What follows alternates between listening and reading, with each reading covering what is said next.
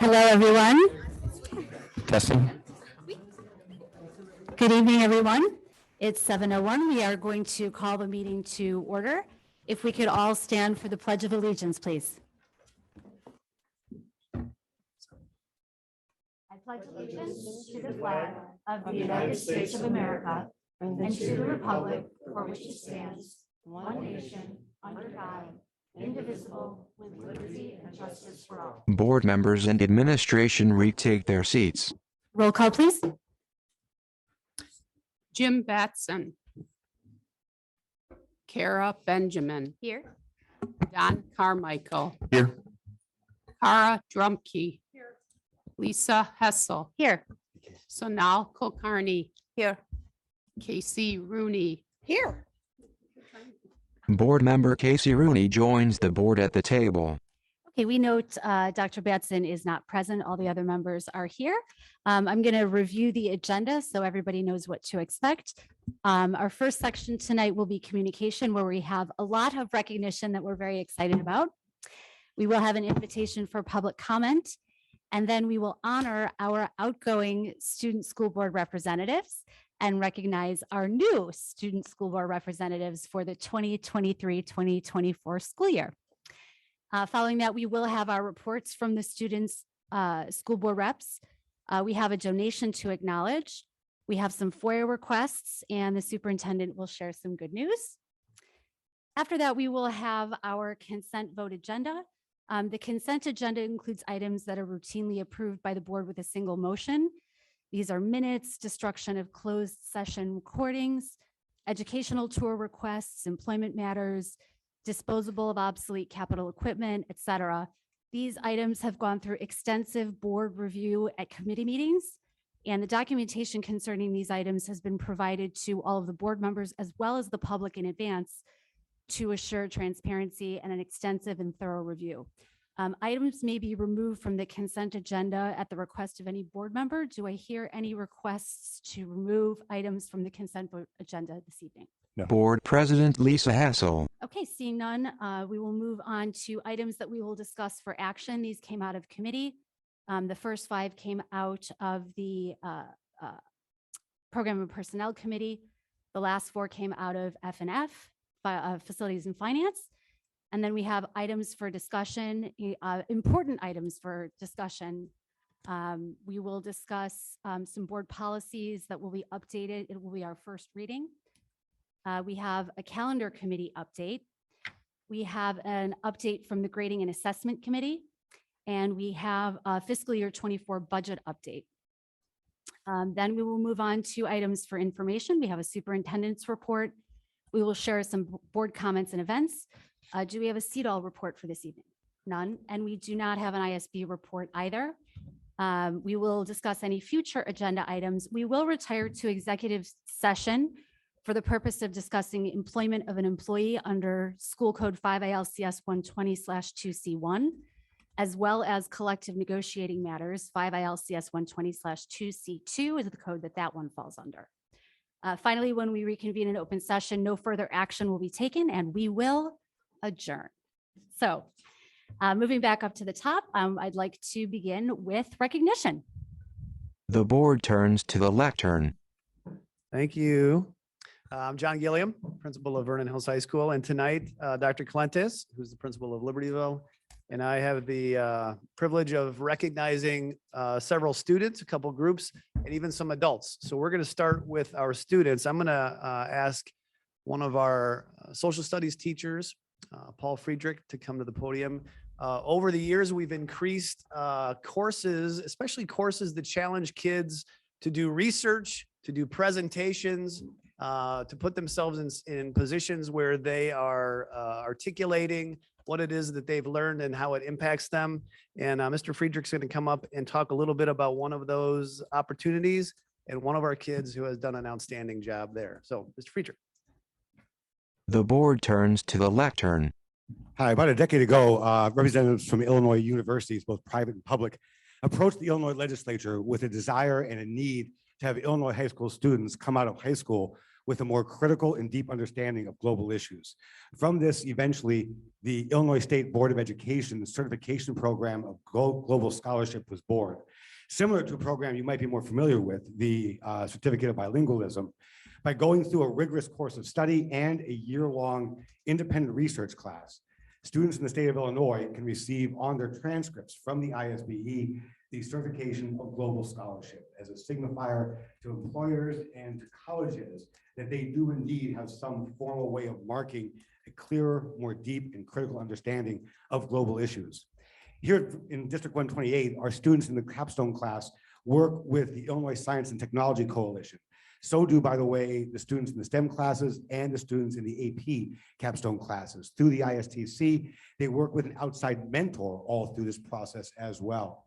The ISTC hosts a student research showcase each year. Last year, one of our students, Liza Kalika, who is just finishing her first year at Northwestern University, was one of the top 6 students in the state elected and chosen to be a part of that Global Scholars Research Showcase.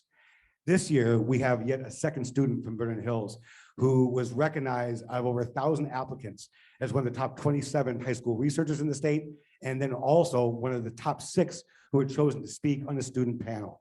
This program is incredibly unique. It offers students a significant leg up as they move forward.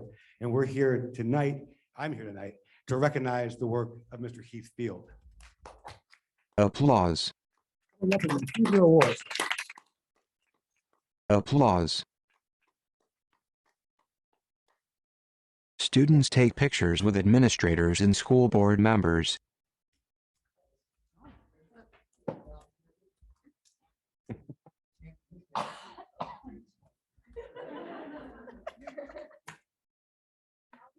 Students take pictures with administrators and school board members.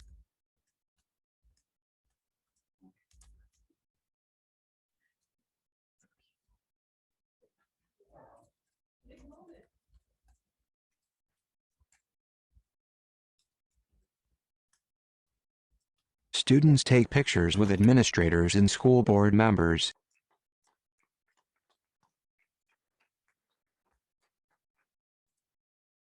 A man approaches the lectern. Good evening, I'm Tom Clennis, principal at Libertyville High School. We're also celebrating some students tonight. And unfortunately, our coaches of this great team could not make it. There were many things in my life that my parents thought I might become, but coach of a math team was not one of them. So I am going to do my best to represent this fantastic group of students.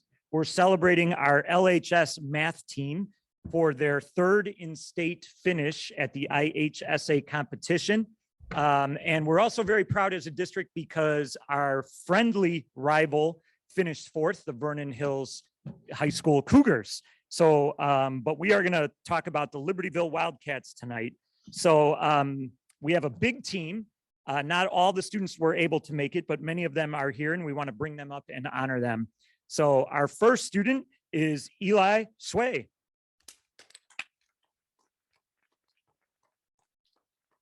Applause while students receive certificates. Next is Jack Davis. Applause while students receive certificates. Next is Ahan Day.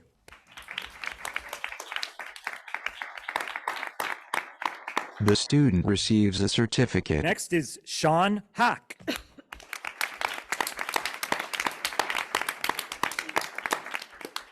Correction, Sean Hoke. Right.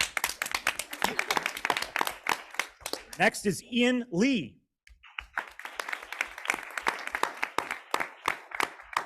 The student receives a certificate. Next is Eric Lee.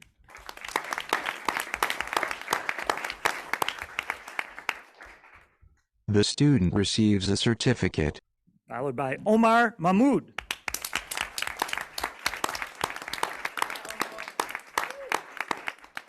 The student receives a certificate. Next is Shriteja Patel.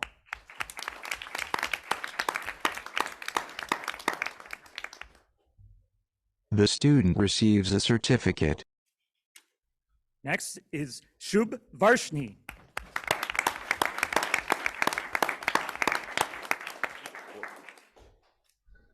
and Eric Vu.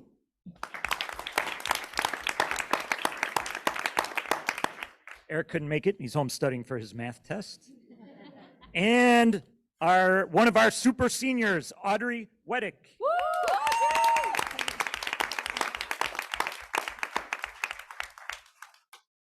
The student receives a certificate. We have late breaking news. All right. And Arman Haiti.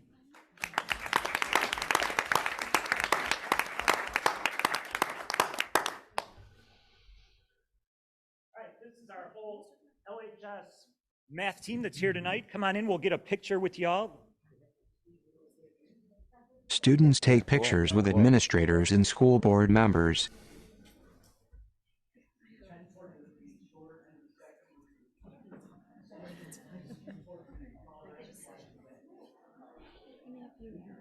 Students take pictures with administrators and school board members.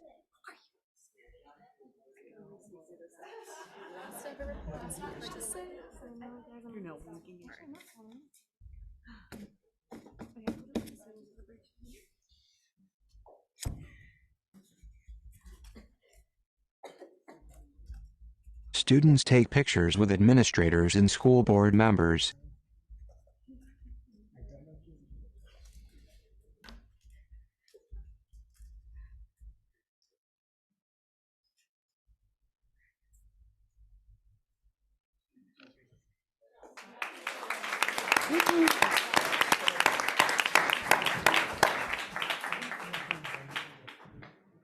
VHHS Principal John Gilliam. Great. Congratulations to those students. We also have the opportunity to recognize a couple staff members here tonight. So two of them from Vernon Hills, really proud of these two individuals. I'm going to bring up Dr. Andy Young, who's one of our assistant principals, to introduce Laura.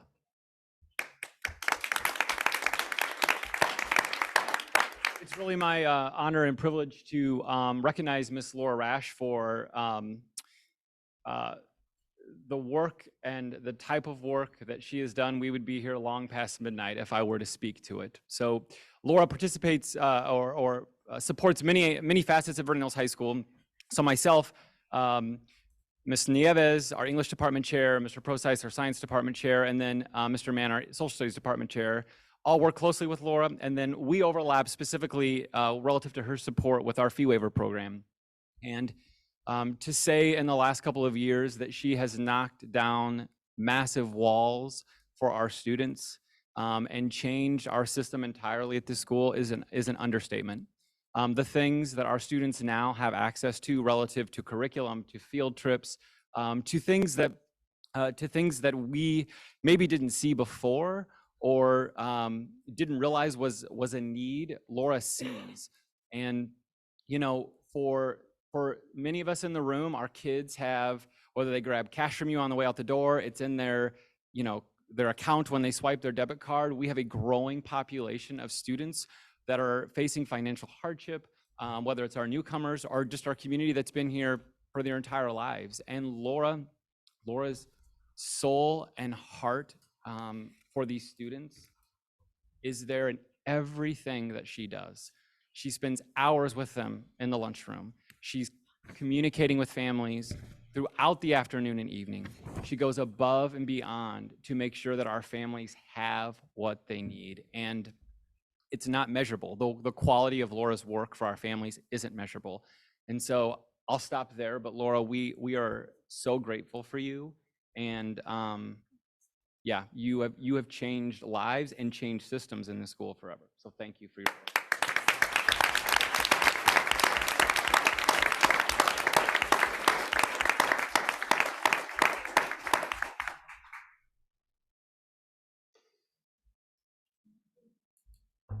The honoree takes pictures with the school board and administration. The honoree takes pictures with the school board and administration. VHHS Principal John Gilliam. Congratulations, Laura. And then I get the privilege of introducing this fine gentleman. This is Sean Woody. Sean Woody is a teacher here in our building and actually at Libertyville. This year, for the first year, he's commuted to both schools. Mr. Woody came to us 7 years ago-ish, second career, and we were fortunate enough to kind of fall upon this gem. We got lucky when we hired him. We hired him as a part-time social studies teacher at the time, but quickly, Mr. Woody kind of defined himself as a teacher who was dedicated to his craft instructionally and has really proven to be an excellent instructor. But more importantly, one who cares for and supports and really celebrates his students. Shortly after becoming one of our teachers, he started in a master's program. And I think the culminating project or a project with that study happened to be developing a course, an African-American course. And we shortly thereafter adopted that course, African-American history, in our social studies department. He is the first teacher of that here in our building and also has championed that cause at our sister school, Libertyville, as well. Next year, he will be our lead instructor as we pilot advanced placement, AP, African American Studies, as well. So we see him as a leader in that area, and we're grateful for all the work that he has done there. But again, that's great. He's a great instructor. He brings a body of knowledge that we really appreciate. But again, what I appreciate the most about him is he is defined by his care for students and his colleagues, and just his genuine kindness. You ask anyone in this place a word to describe Sean Woody, and it's kindness. And I really appreciate that. And we're not the only ones to understand that. He was nominated this year for the Lake County Regional Office of Education Educators of the Year program. And just a few weeks ago, several of the district staff went to the evening event, and Sean Woody was identified and celebrated as the Lake County High School Teacher of the Year.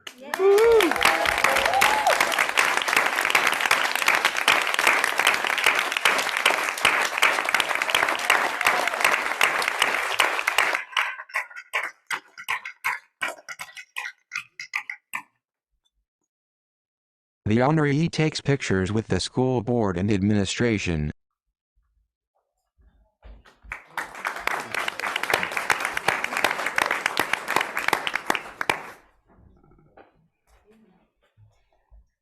Board members and administration retake their seats.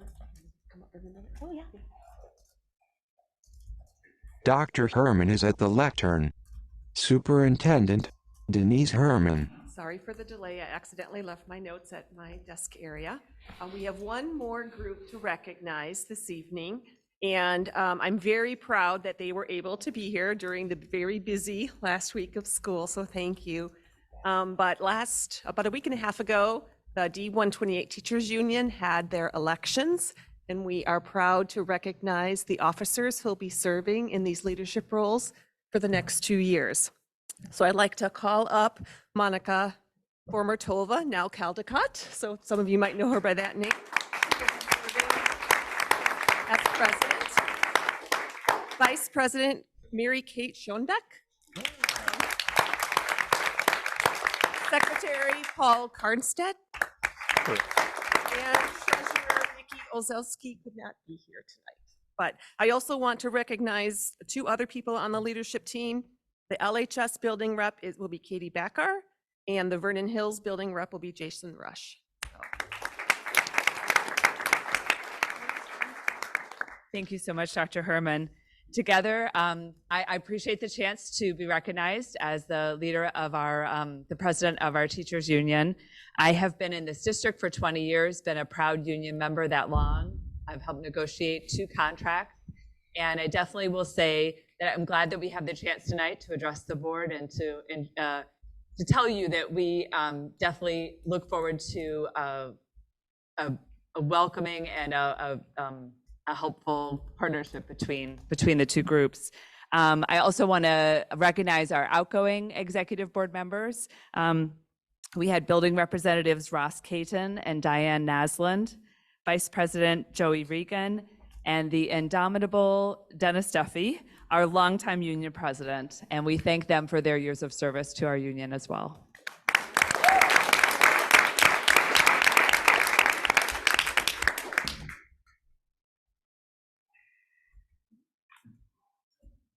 The honoree takes pictures with the school board and administration.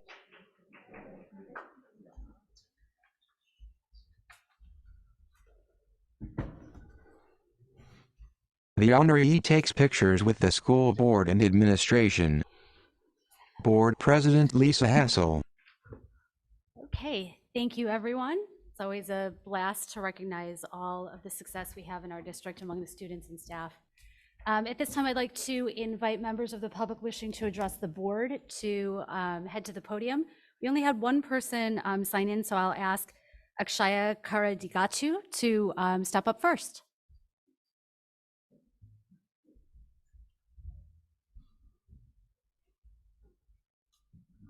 A student steps to the lectern. Hello, my name is Akshaya, and I'm currently a sophomore at Vernon Hills High School. My family and I have been proud residents of Vernon Hills over the last 5 years. So today I'm here to talk about the great event that occurred last week that was very special to me. It was the annual Teachers Appreciation Day, also called Guru Vandana.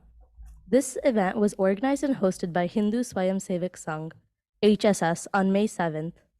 Hindu Swayam Sevak Sangh is a voluntary nonprofit social, educational, and cultural organization. It aims to coordinate the Hindu American community to practice, preserve, and advance ideals and values of Hindu Dharma. The Guru Vandana program provides a platform for students like me to honor their teachers for imparting knowledge and wisdom to them. During this event, we as students invited our teachers and paid respect to them by uniquely celebrating the student-teacher relationship. Students got blessings from their teachers and honored them in true Hindu tradition.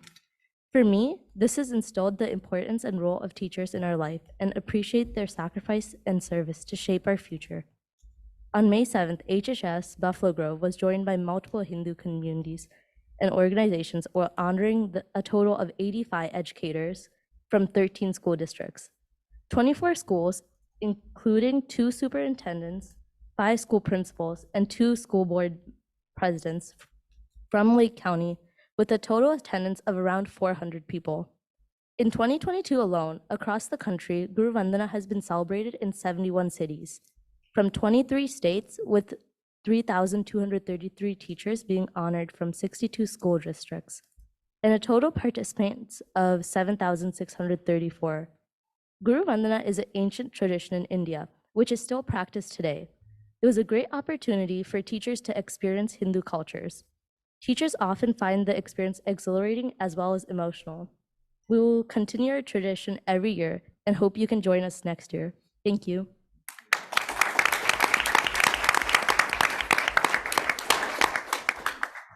Thank you very much. Is there anybody else that would like to address the board for public comment? Board President Lisa Hassel. Okay, seeing none, we are going to move on to item C. We will honor our outgoing student school board reps and welcome our new ones.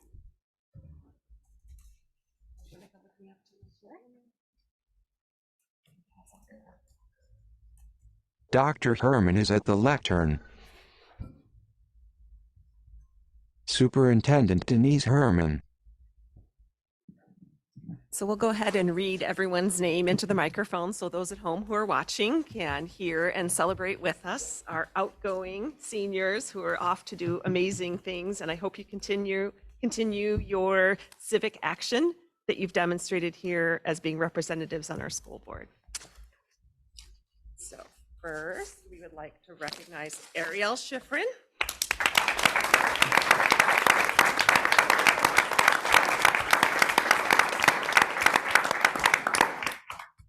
The student receives a certificate. Next, Sophia Marin.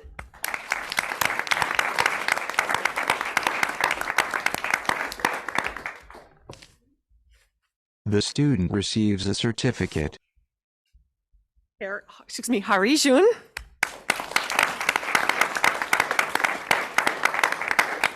All three of those students served the Vernon Hills community very well. And we'll move on to our our Libertyville students. The student receives a We certificate. have Fatima El Shwame.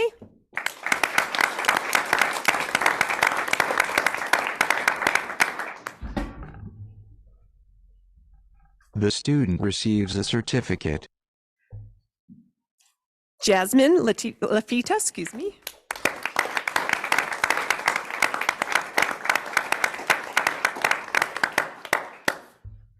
The student receives a certificate.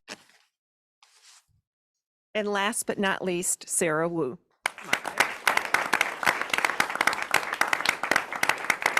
The student receives a certificate. Again, the evening spent with us, the preparation of the board reports, you'll hear their final board reports tonight, sharing perspectives from the students' point of view on issues that were facing the board. Again, the feedback and the presence of our students at board meetings is just priceless. So please join me in congratulating this wonderful group of students. Woo-hoo.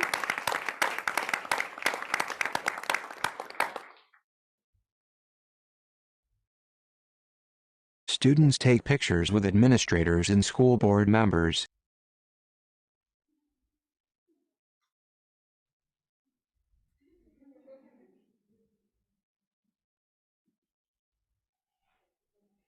Students take pictures with administrators and school board members.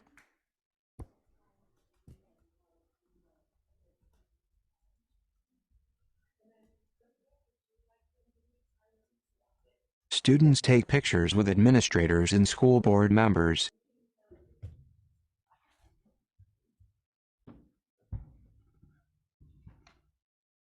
LHS Principal Tom Coulantes. So starting with our crew from Libertyville High School, we had a large number of applicants and a full day of interviews. And we are excited to introduce these three students to our Board of Education. They will be serving as our Libertyville Board of Education reps next year. So our first student is Molly Neary.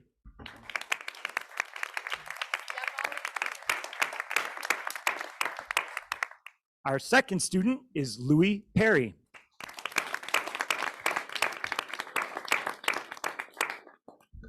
And finally, our third student is Rokaya Elamanshawi. There may be a family relationship with a current board rep on that last Libertyville student.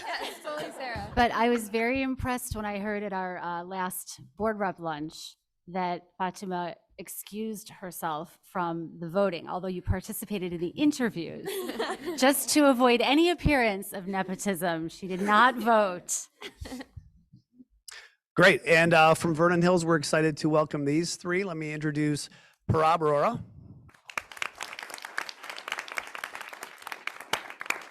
Maya Raval,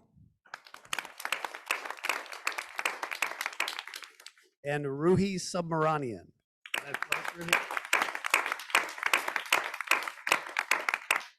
Students take pictures with administrators and school board members.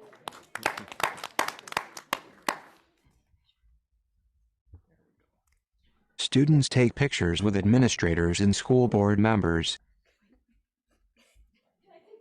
Superintendent Denise Herman. In August, when it's the students' first meeting, we will be doing an official swearing in for our student board reps. So to our new student board reps, welcome. We look forward to hearing your student voice as we make our very important decisions. You may want to invite your parents to come because for the August meeting, because at that meeting you will be sworn in and there'll be another opportunity for pictures.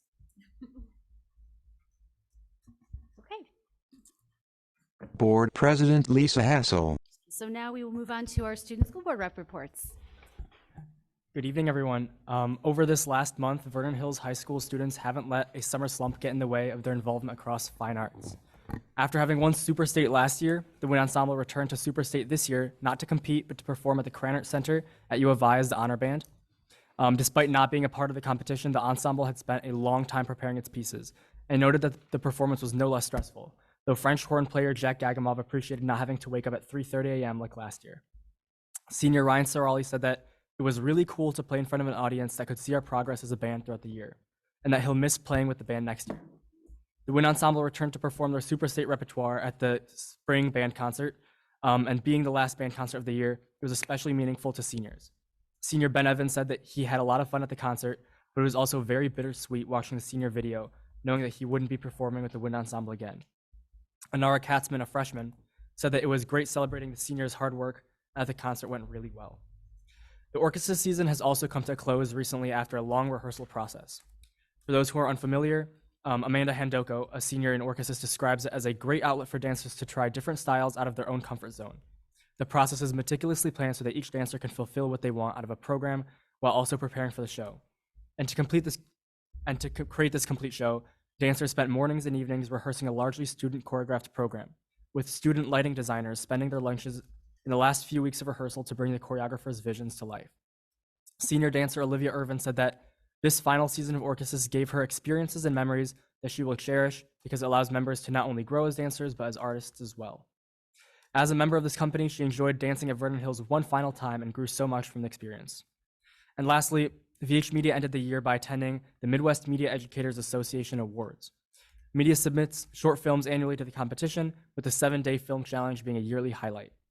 Cougars took home a win from this year's MMEA, providing a positive culmination to a year full of film and broadcast projects.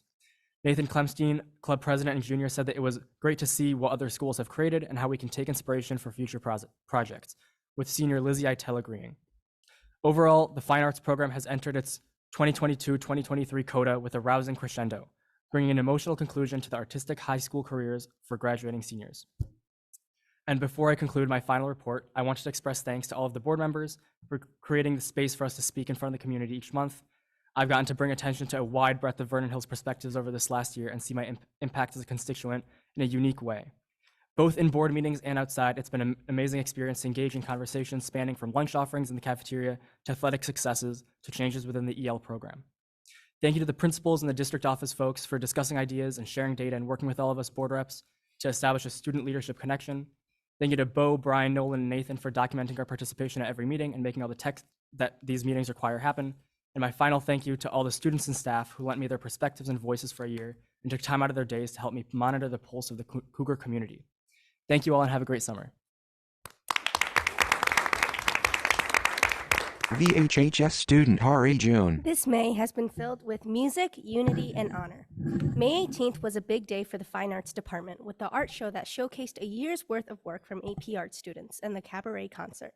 Senior Sonia A. noted how rewarding it was to display her work that she had been working on for so long and seeing the reactions on people's faces.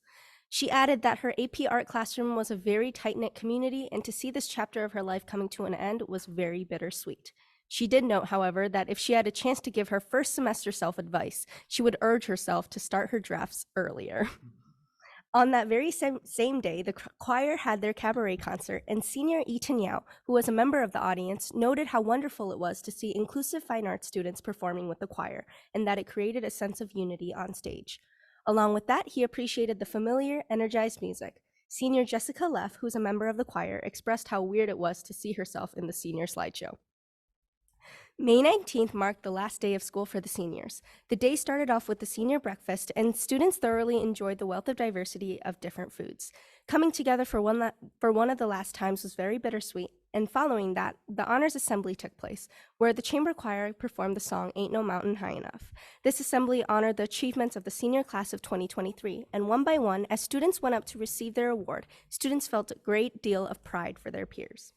All throughout the day, murmurs of "I can't believe we're almost done" and "How is this real life right now?" were heard.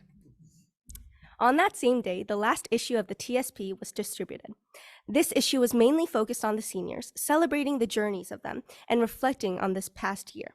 Senior Evan Kim, who's an editor-in-chief of the TSP, said that by reflecting about the past year, he had felt a large amount of nostalgia, and then although he isn't normally a sentimental person, Kim provided that the best piece of advice he could give for students in journalism would would be to stay ambitious with articles and to not disregard an idea due to the possibility of there not being enough content regarding a subject.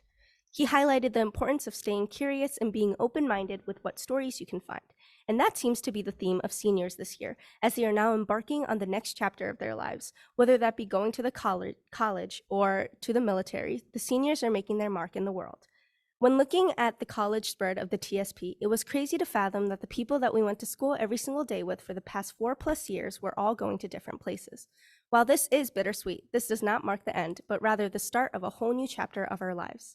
I just want to take a moment to thank the Board of Education for giving me the opportunity to serve as a student representative through the 2022 and 2023 school year.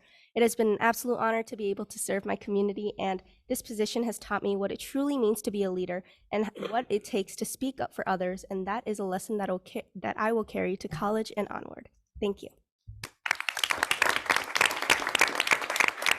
VHHS student Sophia Marin. Hello, my name is Sophia Marine. We are just a few days away from walking across the stage, decorated in our cap and gown, flooding with nostalgia, excitement, or maybe relief that it's all over. It feels weird to think that we're finally here, writing the last couple sentences of a long, hard, exhausting, and homework-filled but beautiful chapter.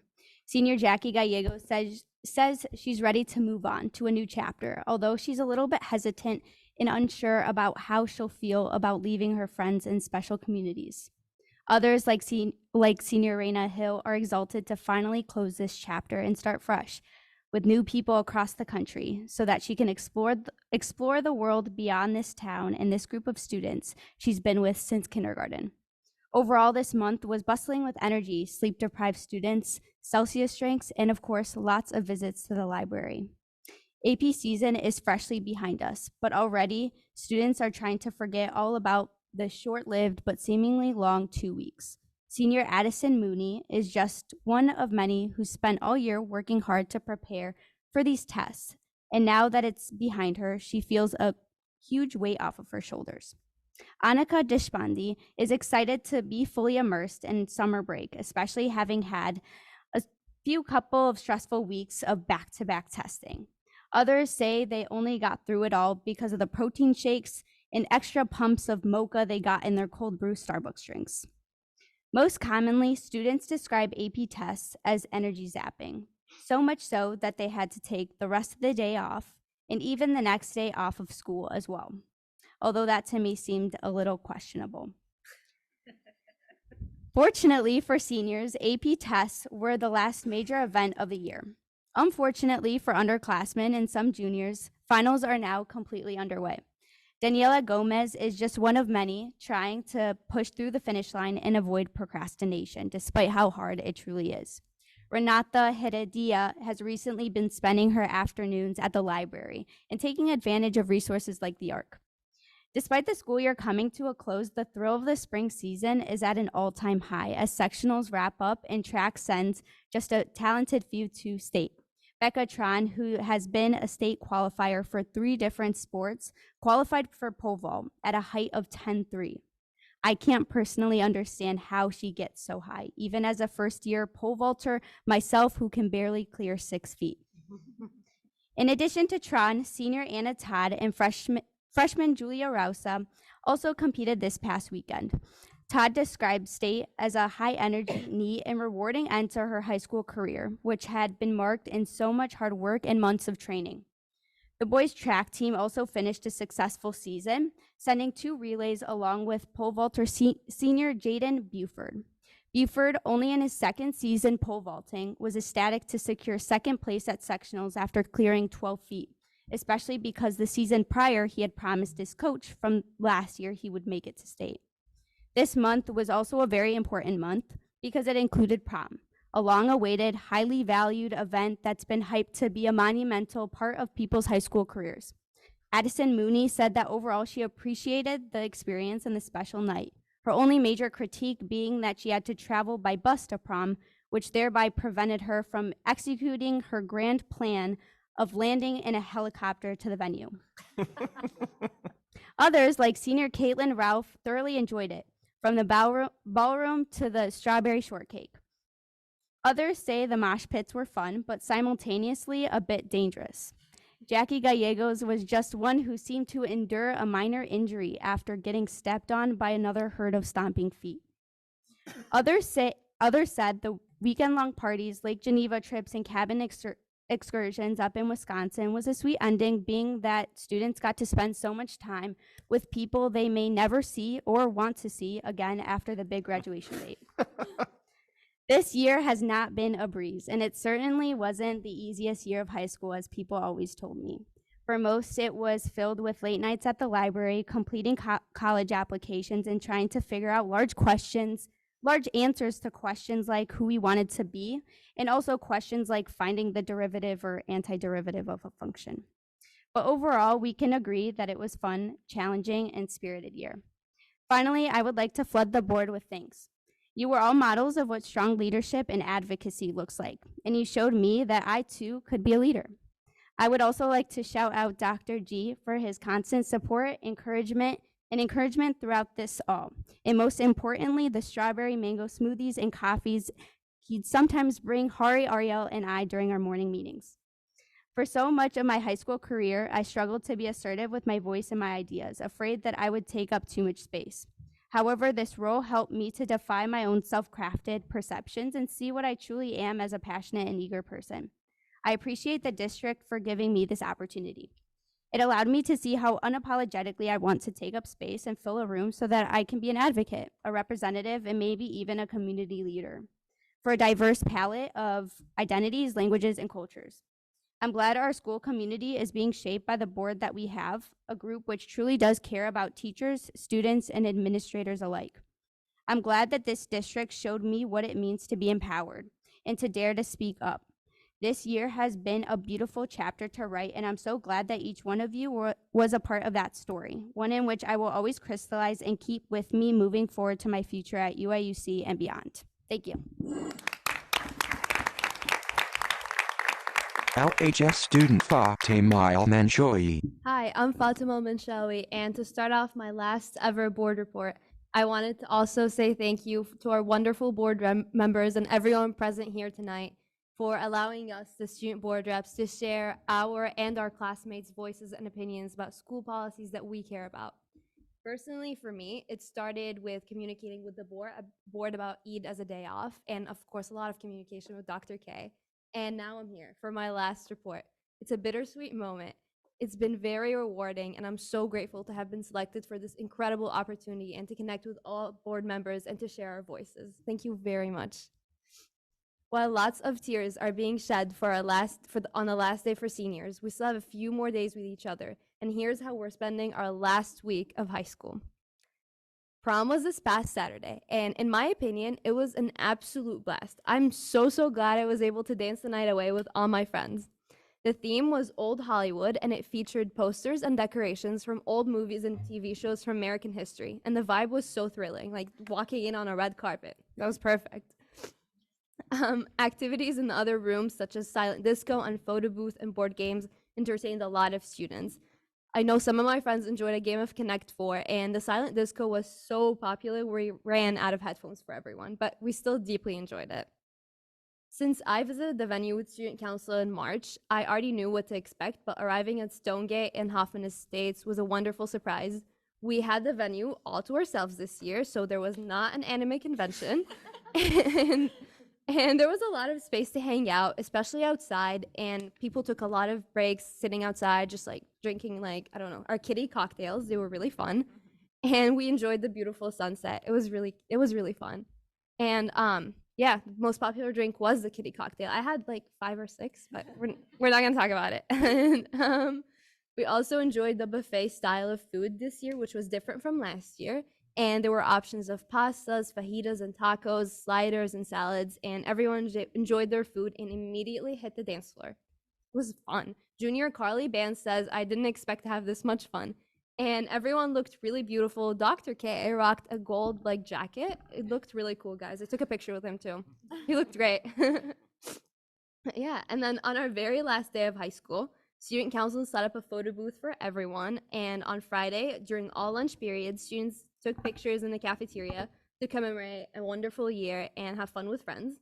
We also saw some of the staff members using it, and it was really cute to see. And it was also really popular with the underclassmen as they couldn't leave, like they can't leave the school for lunch. So they also like had so much fun there. For seniors, we took so many. I went like 3 or 4 times with so many different groups of my friends, and it was really fun. I have so many sitting in my bag right now, like photo booth strips. But anyways, I'd also like to take a minute to acknowledge our retiring teachers at LHS, including Mr. Rick Brenner, Mr. Sean Matthews, Julie Johnson, Andrea Lara, Dr. Deborah Kellum, Miss Judy Newberger, and Miss Melody Kinney. A lot of my friends talk about Mr. Brenner. He's really popular. I personally only had him for my second semester freshman year, and then COVID kind of interrupted our time, but his jokes nevertheless sparked laughter. I also had Mrs. Newberger as my counselor over the past 4 years, and I couldn't be more grateful for her. She helped me transition into high school when I moved here for my freshman year, and she also coached me in badminton for 2 years, and I'll definitely miss her a lot. I can't wait to see her graduation too. She also reminds me every time I see her, she's like, I'm graduating with you. It's really fun. And then I also had the opportunity to work with Miss Lara this year through student council, and she was a wonderful advisor, and her work with all the school dances and service events is deeply appreciated. As for other teachers, I've had numerous friends who had them, and I've heard so many great things. They all left a strong impact on LHS, and I'm looking forward to see how LHS moves forward next year with all the new hires and all the new teachers. And again, I just want to say thank you so much. LHS student Jasmine Lafida. Hi all, my name is Jasmine Lafida. At this last meeting, I really wanted to thank you all for the amazing opportunity to serve as one of the 3 Libertyville High School Student Board representatives. One of my favorite things about LHS, and I guess D128 as a whole, is the ability for students to engage with the school and community around us and really make a difference. And this role really exemplifies that. While still a high schooler, I've been able to represent the student body to all of you, and that has been a truly rewarding experience. D128 really created and fostered a strong culture of valuing student input and fostering our growth, and for that, I'm truly grateful. I've spent many of my board reports discussing the academic calendar, including finals, the end of the school year, and communication to students. This year was pretty tumultuous without much consistency between semesters, but I'm really looking forward to seeing more concrete and proactive policies for next year. This May 5th, we celebrated Senior Day, where all of us dressed up in our college merch and took pictures to commemorate committing to schools. It was a really bittersweet day, but since it was so fun to see where all of my classmates will be spending the next 4 years of our lives and beyond, but we also won't be together again as a class. We all got to take tons of pictures with one another, and we were really thankful for the CRC for not only organizing the whole event, but for also providing the many snacks and donuts that we all enjoyed. My favorite part was getting to see the map where we all pinned where we would be going to school after graduation. It really embodied all of our accomplishments, both past, present, and future, and I'm truly grateful for and proud of the class of 2023. These last few weeks, the seniors have been participating in our annual ABC Countdown, where for the last 26 school days before the end, we take part in different theme days. Some highlights were Absent Day, which was essentially our ditch day, Kona Ice Day, where we all served Kona Ice during lunch periods, and Teacher Day, where we dressed up like some of our favorite teachers to show our appreciation for them. The ABC Countdown marked a sort of final hurrah for our class after a really fun year of traditions that we've all told you about, like the Powder Puff football game, dressing up like Tom Cruise and grandmas on Halloween, and the senior dodgeball tournament. But, of course, the biggest tradition for LHS seniors or for seniors as a whole is still to come, which is graduation this Thursday at the Now Arena in Hoffman Estates. And boy, to say we're excited is an understatement. Preparations and emotions are really through the roof, and I simply can't wait to see my friends up on that stage and be there myself. This year's speakers are Peyton Adams and Sarah Wu, and I can't wait to hear both of them talk. I mean, if these board reports are any indication, Sarah will be a real tough act to follow. Thank you. As well as this, Marcy Langtu and Luis Correa will be reading names. To help us prepare best, we have our graduation rehearsal tomorrow to walk through everything we need to do before we walk across that stage. I'm also really excited to see everyone's cords to honor their extracurriculars and academic accomplishments in high school. After graduation, many seniors are excited to celebrate one final time with our class at Pinstripes for the graduation after party organized by Parent Cats. Although it ends at 1 a.m., I know I'm personally probably going to be so exhausted by then, but I still can't wait to be with all my friends. Thank you all for this amazing opportunity. I've loved working with you all this year and attending these meetings, even the ones that end after 10, and I'll really miss holding this position, but I couldn't be more excited to see what Molly, Louie, and Rakaya do. With that said, this is Jasmine Lafita signing off on my last board report. LHS student Sarah Wu. Hello, everybody. I am the aforementioned Sarah Wu. So I want to start off talking about AP exams. The school and the coordinators, especially Dr. Albin, did a really, really good job making sure those went smoothly. I heard very few complaints about like the actual like way it was done, like the process. Of course, there were complaints about testing, but it's expected. And a couple people had like back-to-back tests, but you know, that happens. And there were a couple of issues with AP Spanish, but overall AP testing went very, very smoothly. For athletics, we recently had Spring Sports Awards where we honored like our academic, kind of like the student athlete academic award things where like you have to have a certain GPA, our 12 sport athletes, our 3 sport athletes, and our Newsome Award winners, Anna Becker and Cole Matalenko. And then following the all sports awards, there were like different sports branched out into different rooms. Then there were different kind of like awards given for each team. And I actually came from a lacrosse game tonight. We were playing our last game, our sectional game against Lake Forest. And I just wanted to say, I think it's super cool that I could like be involved in a varsity sport, but also be able to show up here. And I think just the flexibility that our district offers for people like me, it's super, super special. So I'm very, very grateful for that. In fine arts news, we recently had our art show. AP students got to create their own booths based on their sustained investigations that they did for their AP art class. There was an art auction, and it was just a great way to celebrate our art students.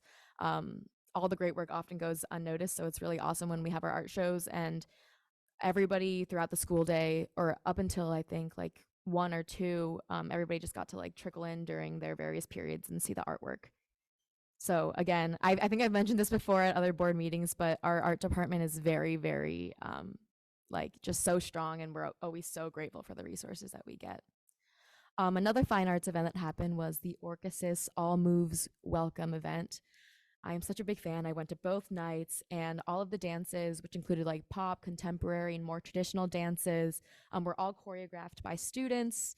And there was a little senior celebration at the end, so a lot of tears were shed. I'm not even part of Orchesis, but I was crying so hard.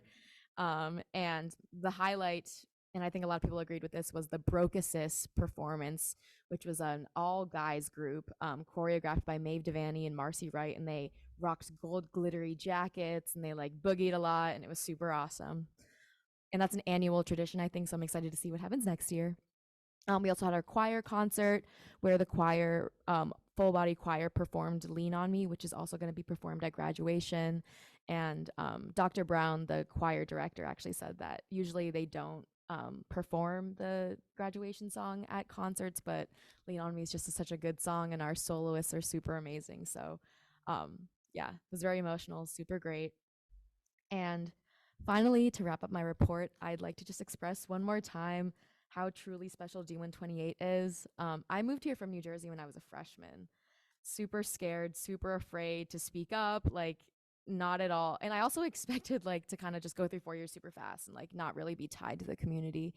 But just like the resources and the endless opportunities that our district offers, and like the support that our teachers give, like it just makes this place so, so special. And I feel like a lot of, I don't know, students and maybe even community members don't even realize how like rare that is to have a district like this. So I'm eternally grateful that I've learned how to use my voice here. And goodbyes lately have been tough for all the seniors, but we are very, very confident in the rising seniors to lead our school and uphold all our values of respect and hard work. And as Jasmine and Fatima like already said, the 3 of us have grown so much, learning to represent the views of students truthfully and reflect a really wide range of opinions. And we are just so extremely privileged to have a voice on this board. And again, thank you so, so much. Good luck to Rokaya, Louie, and Molly. You guys got this. Again, thank you so, so much. Board President Lisa Hassel. So I would be remiss if I said it isn't a little emotional to say goodbye to all of you, especially since I think we as a board watched each one of you develop your voice. And from the very first report you gave us, they were all excellent. But to see the progress over the school year in terms of the content and the commitment to broadening our perspective with student voice was really special. So I look forward to either voting for you in the future or buying a ticket to see you in a performance in the future or interviewing for a job for a company that you are the CEO of in the future. So it's a tough act to follow for our new student board reps, but I know since you have such a great example that you will rise to the occasion. We look forward to working with you. And I can't thank you enough for your service to our board. Thank you so much. Okay. Moving on, we have a donation acknowledgement. Assistant Superintendent for Business Dan Stanley. We do. It's something for baseball. It is. Sand Pro It's the tractor. tractor for baseball. Yes, so the Libertyville High I School. feel like I would be remiss if I didn't acknowledge that the LHS varsity won their conference. And will- Yeah, fantastic. They will be playing their first regional game on Thursday, the 25th at 3:30 in Hoffman Estates. That is excellent news. And we do want to be sure we acknowledge Mr. Greg Winters. He was the very generous donor of the Toros Sand Pro that will help out the Wildcat baseball team. So that is our donation acknowledgement. Moving on, we have FOIA requests. Dr. Herman? Yes, we received 3 Freedom of Information requests this month. On April 24th, we received a request from Alma Miranda for any and all emails between Larry Varn, Tara Young, Ann Singleton, and Denise Herman with the words inclusive, diversity, or Latinx. Time spent was 7.5 hours, and the redacted responses were emailed on the 28th. The second was a request for specific student information from the University of Kentucky. We responded indicating that private information is exempt and emailed the requester. And third, we received a request on May 11th from Vince Espy of Local Labs, requesting copies of all records and emails correspondence with Lurie Children's Hospital from July 1st, 2022 to the present day. The time spent on that request was 4.5 hours. And those are all 3 of our FOIAs. Thank you. And we will move right along to our good news. Wonderful. And we had such a great list of people to celebrate at our recognitions, but we even have more here. So I will kick us off. The D128 Special Olympics traditional soccer team won its sectional and is headed to state. The Storm defeated the Independent Wolves 4-0 to take home the championship on May 13th at Harlem High School in Machesney Park. The team will compete at the state games June 9th through 11th at Illinois State University. Team members are Libby Karsten, Hayden Johns, Mackenzie Runke, Albina Giza, Charles Sampson, Christopher Morozen, Chase Miller, Joseph Mahler, Hazel Morales, Daniel Granados, Xavier Granados, and Benjamin Peterson. Next, Vernon Hills recently celebrated staff members who were the Make a Difference Award recipients.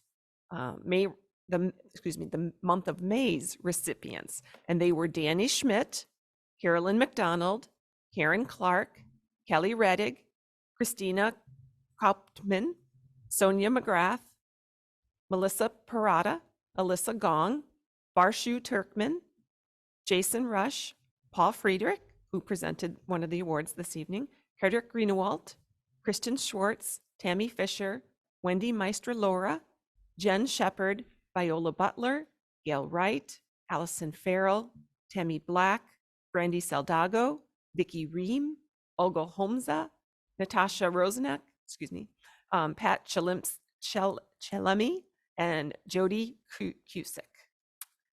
Next up, we were able to celebrate in person the recipient of the Lake County Educator of the Year, Sean Woody, but we also wanted to recognize other educators in our district who were nominated.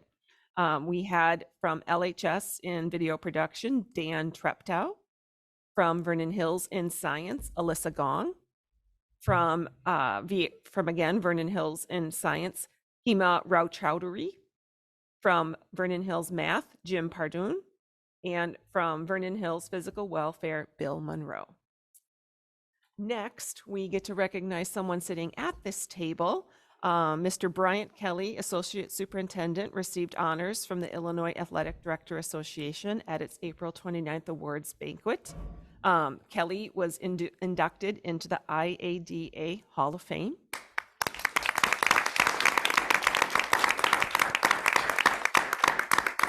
As well as Chris Davis, the Assistant Athletic Director from Libertyville High School, who was named the State Assistant Athletic Director of the Year. So 2 big accomplishments. And then finally, we have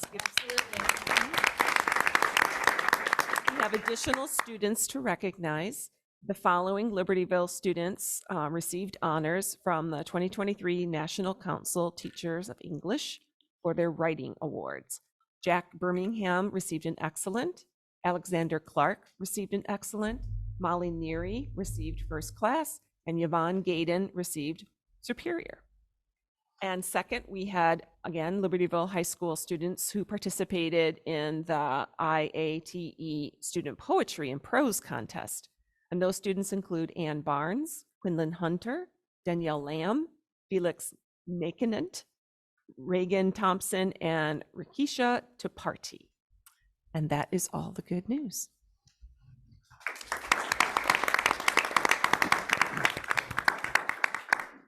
Well, that concludes the fun part of the meeting before we start our business. But I think it's worth noting that we always start with student and staff recognition. It really, I think, helps focus us as we go through the business of the board of why we're really here. So thank you to all of the staff and the students and the parents that came to celebrate with us. Item 3, our consent vote agenda. We are looking for a motion to approve the consent vote agenda as listed. Rooney, so moved. Kulkarni, second. Thank you. We have a motion and a second. May I have roll call, please? Benjamin. Aye. Carmichael. Aye. Drumkey. Aye.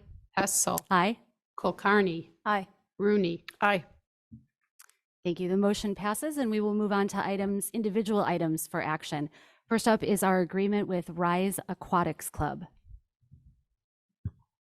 This is our annual agreement with Rise Aquatics Club for the use of primarily the Libertyville High School swimming pool. Again, Vernon Hills Park District, we have an agreement with them to use the Vernon Hills Park District for our feeder programs, and then Rise Aquatics Club, private club, to utilize the Libertyville High School pool. So this is our annual agreement with increases tied to CPI on the costs.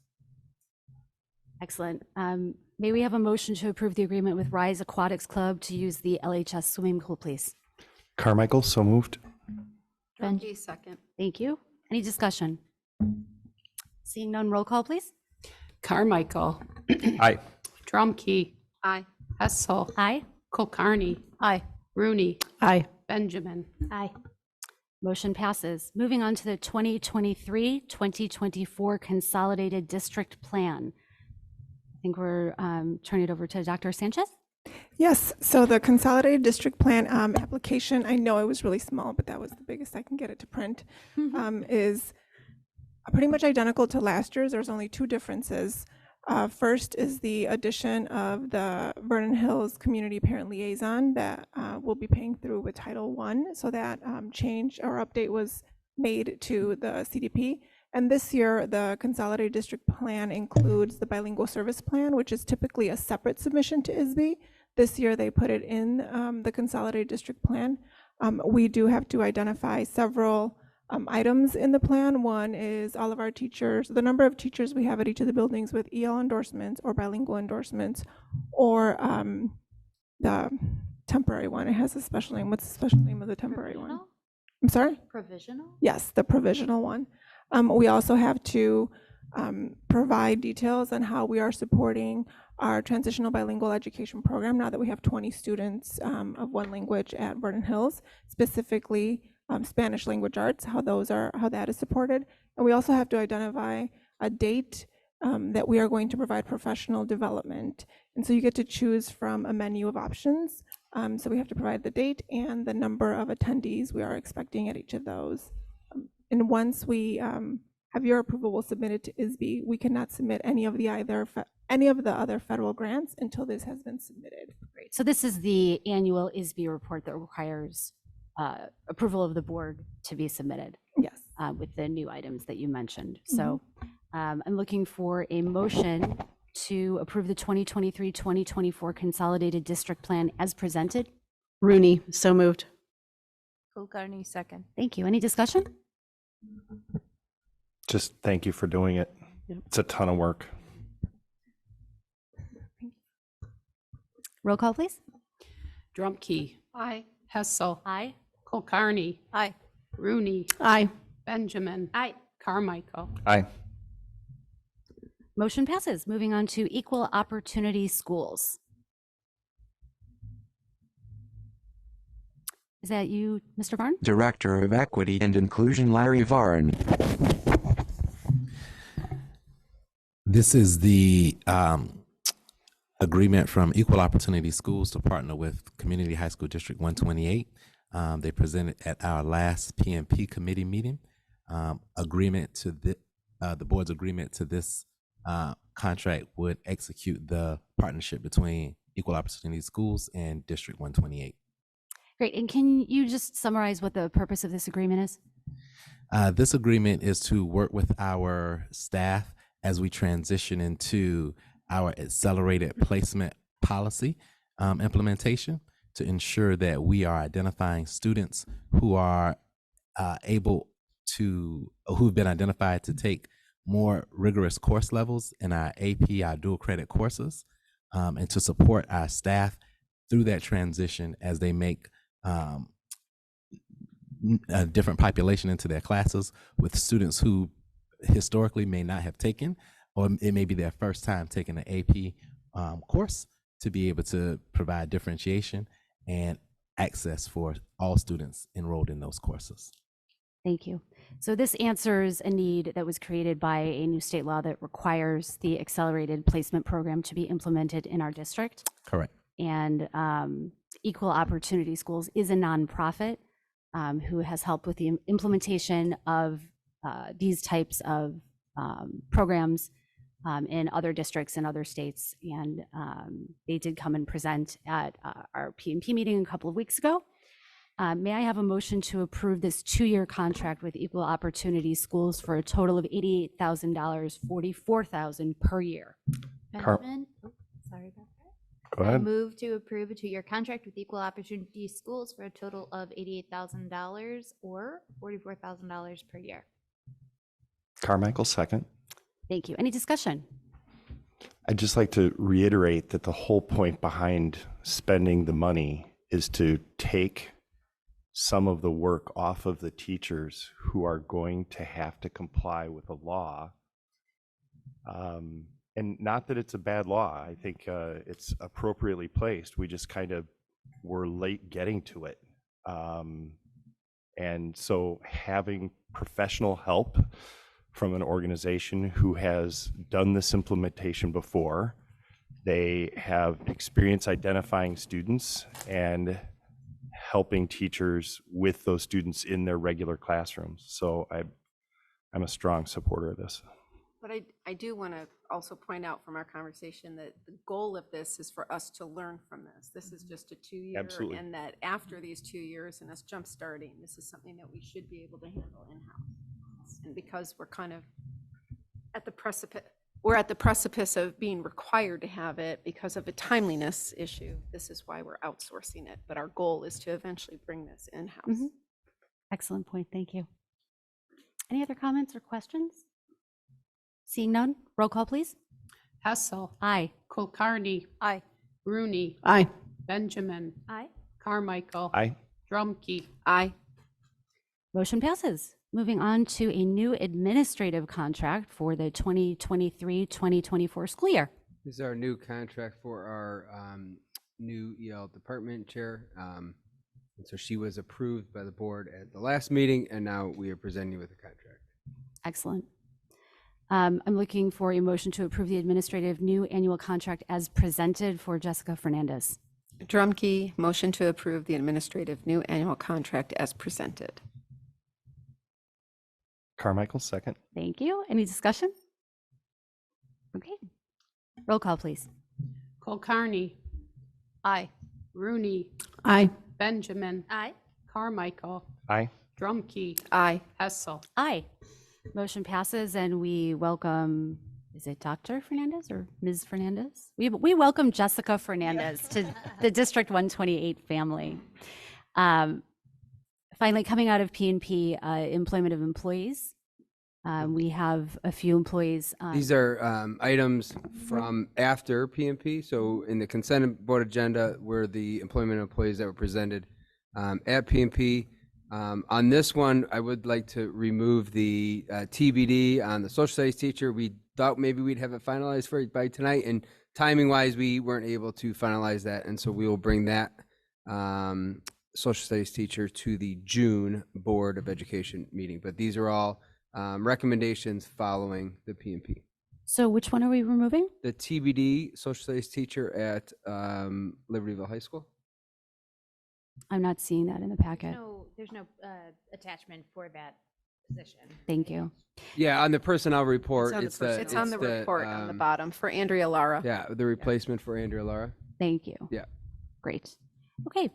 Looking for a motion to approve the employment items as presented. Kulkarni, second. First motion. Kulkarni, so moved. Thank you. Rooney, second. Thank you. Any discussion? Is Emily Meister Wendy's daughter? Niece. Niece. Cool. Very nice. Nice niece. I tried. I know they will not be working in the same department, so the family connection certainly is not an issue. We welcome her to the D128 family along with the other employees. We will approve after we have roll call. Rooney. Aye. Benjamin. Aye. Carmichael. Aye. Drumkey. Aye. Hessel. Aye. Kulkarni. Aye. Motion passes, and we welcome them to the District 128 family. And I will turn it over for items F through I to Chairperson Rooney, because these are the items that came out of Facilities and Finance. Sounds good. Item F, 2023 Lake County Indemnification Agreement. This is an annual exercise. Dan, any comments? It is, you should approve it. Okay. So it is an agreement with the Lake County municipality that when there's development that they encourage, or they're really fine with developers having private agreements with us. But if we petition the county to withhold permits because the developer didn't hold up their end of the bargain, the county says, we're fine doing that, but if we get sued, you have to pay for it. We're not part of this agreement. And so that's really what it is. It's an annual agreement, and we've never had to enact it for anything, but it's a good practice to have. Okay. I'm looking for a motion to approve the 2023 Lake County Indemnification Agreement. Benjamin, I move to approve the 2023 Lake County Indemnification Agreement as presented. Drumkey, second. Roll call, please. For discussion, real quick. Yeah. It seems like we're flying through these really quickly, and just to remind everybody, we've gone through all these at length in committee. So 2 weeks ago, we've discussed each one of these items. So I don't want you to think that we're just like rubber stamping everything. We have protracted conversations about each one of these items. And Thank you, everyone Chairman is Rooney. welcome to attend our committee meetings that occur on the second Monday of every month in the Libertyville High School Library, where we discuss these items at length. We a good time. question them, we revise them. It is a good time, but be sure to bring a snack. And coffee. That is true. Any other discussion? Roll call, please. Benjamin. Aye. Carmichael. Aye. Drumkey. Aye. Hessel. Aye. Kulkarni. Aye. Rooney. Aye. Motion passes. Moving on to item G, resolution to transfer interest from working cash fund to education fund. This is another annual exercise. Dan? Yeah, nothing really further to add other than what's written there. We earn interest in the working cash fund every year, and so we transfer that interest out into other funds, which gives us more flexibility to use the money. If not, it stays as part of that fund at the end of the year, and then the only way to get it out is you have to abate part of the working cash fund, and so this just gives us more flexibility with the money. Looking And for. approve it, right? Pardon? And approve it. I recommend you approve it. Move to approve and adopt the resolution authorizing and directing the transfer of interest from the working cash fund to the education fund. Carmichael. Hessel, second. Okay, any conversation, discussion? Roll call, please. Carmichael. Aye. Drumkey. Aye. Hessel. Aye. Kulkarni. Aye. Rooney. Aye. Benjamin. Aye. Motion passes. Moving on to H, schematic design for prioritized capital projects. So based on our conversation at the committee meeting, I'm recommending to get your approval to move forward with schematic design for the top 3 projects, the LHS cafeteria, the LHS bathrooms, and the Vernon Hills LST office reconfiguration. So we would move forward with our architect in terms of getting a schematic design, which is a kind of a basic level design, but it gets you a much clearer idea of what the scope of the project is and a more accurate cost estimate as well. Board Member Casey Rooney. Can I have a motion to approve the schematic design as I presented? actually just have a clarifying question. On the LST offices at Vernon Hills High School, I'm just confused, but I'm sure you could explain. Under units, it says 1,000 units, and I just wanted to know what exactly a unit is in this case. Yeah, so that's a great question. That should say square feet. I think it's about square feet, so. Makes a lot more sense. Yeah, sorry, with the units and the cost, sometimes, yeah, in our mind, I knew what 1,000 meant, but that's a very helpful because it was not written out there. No, that's all right. Thank you. Tagging on to what Don said earlier, this is the result of many months and many hours of work putting together a process to assess our capital projects given the monies that we have. And I want to thank everybody who was involved in that process, Dan, Mark, and everyone on the admin team, because this has been a long time coming. And I, for one, am very comfortable having a recognized process to make these evaluations, that, you know, we as a board feel much more knowledgeable in how we're spending taxpayer money to upkeep our assets because we now have this process in place. So thank you again. Yeah, this is everybody down the table. Yep, that's why I said the whole admin team. You want me to name them all? I can do it. I don't even need the name tags. We don't have to move to approve this, do we? Or is this because of it, it's an expense? It's Yes, an it is an and expense. So I would recommend that because we're going to be spending. Got it. Yeah. And Dan, just to confirm, these are all of our capital kind of large investments. We still have additional funding for ongoing maintenance of things to fix and such, right? Correct. So to frame it, this is these are the optional things for us to consider and this is the next step in the process of getting a closer look at these projects and really what it would entail. There still is a list of things that we have to replace, roofs, parking lots, those kinds of things that are part of normal taking care of our facilities that are also important too. That we're gonna, we talked at committee about taking a look at a broader picture of everything so you all can see this list of things in context with everything else as well. Because the reality is there's just not enough resources to do everything, and so we need to kind of look at that all together. Assistant Superintendent for Business Dan Stanley. And Kelly too. Kelly's not here, but Kelly was part of this too. Yes. Okay. Do we have a motion to approve the schematic design for prioritized capital projects as presented? Hessel, so moved. Kulkarni, second. Roll call, please. Aye. Sorry about that. Hessel. Aye. Kulkarni. Aye. Rooney. Aye. Benjamin. Aye. Carmichael. Aye. Motion passes. Any further discussion? Board Member Casey Rooney. Moving on to item I, 1-year renewal with Lakeside Transportation, our busing company. The way it works in Illinois, you can start with a multi-year agreement. So we had, I can't remember what the term was for the original agreement, and then you can extend it for a couple of years. And so we had a few years of extension, and then you can go to annual extensions. And so our last extension, I believe, was 3%, or it could have been 4%. Now I'm questioning myself, but it was one of those two numbers. But even last year, Lakeside was faced with some substantial inflation that they're essentially catching up with. This is on par with inflation costs we've been seeing. I shared an anecdote. We were looking at an activity bus, and a couple years ago when we bought a bus, it was $55,000.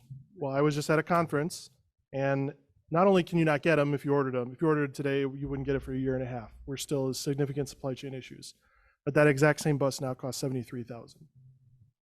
So that's 30% increase. So that's on par. Like, that's me independently looking at something like that. So these are on par with what we're seeing. Lakeside has been a great partnership, and to be honest, there's really not really viable alternatives for you to consider either. So. And you did mention this in our committee meetings. We were prepared for the numbers that we saw here. Hessel, I move to approve a 1-year renewal with Lakeside Transportation. Carmichael, second. Any further conversation? I think I remember the state refunds part of the spend here, something like that, right? Don't we get some money back? Correct. You get some money back, not nearly all of it, and it's different depending on regular education. Regular ed transportation versus special ed transportation is what the state calls it. And so we get on the regular ed side about 10% back, and on the sped side it's much higher. Might be in the 70-ish range. I'd have to get back to you on that exact percentage, but you get a higher percentage on the special ed transportation. But yeah, we do get some money back, but it's not all of it for sure. Good question. So I'm sorry, to piggyback on that, just to clarify, I was looking at those rates as well for parochial schools. Do they fall under some type of nonprofit situation in which they get to secure a lesser rate? Is that typically how it works? It was significant. Public school is public school. We have to pay the rate that's being assessed, but I just wanted to know kind of why. If you know. Can you say that again? Yeah. I think she's saying there's Carmel, a line item. There's a line item for Carmel High School. So a private school pays substantially less than we do per bus.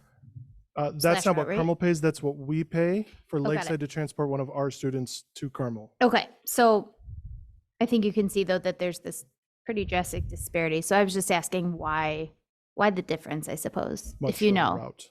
Really? I believe so. Okay, cool. Plus, I don't know how many students we actually have that we would transport to Carmel. I can't imagine it would be much. Okay, good to know. Any other discussion? Okay, we have a motion and a second. Roll call, please. Hessel. Aye. Kulkarni. Aye. Rooney. Aye. Benjamin. Aye. Carmichael. Aye. Drumkey. Aye. All right, motion passes. Turning it back to you, President Hessel. Chairperson Rooney. For discussion, item A, board policies, a first reading.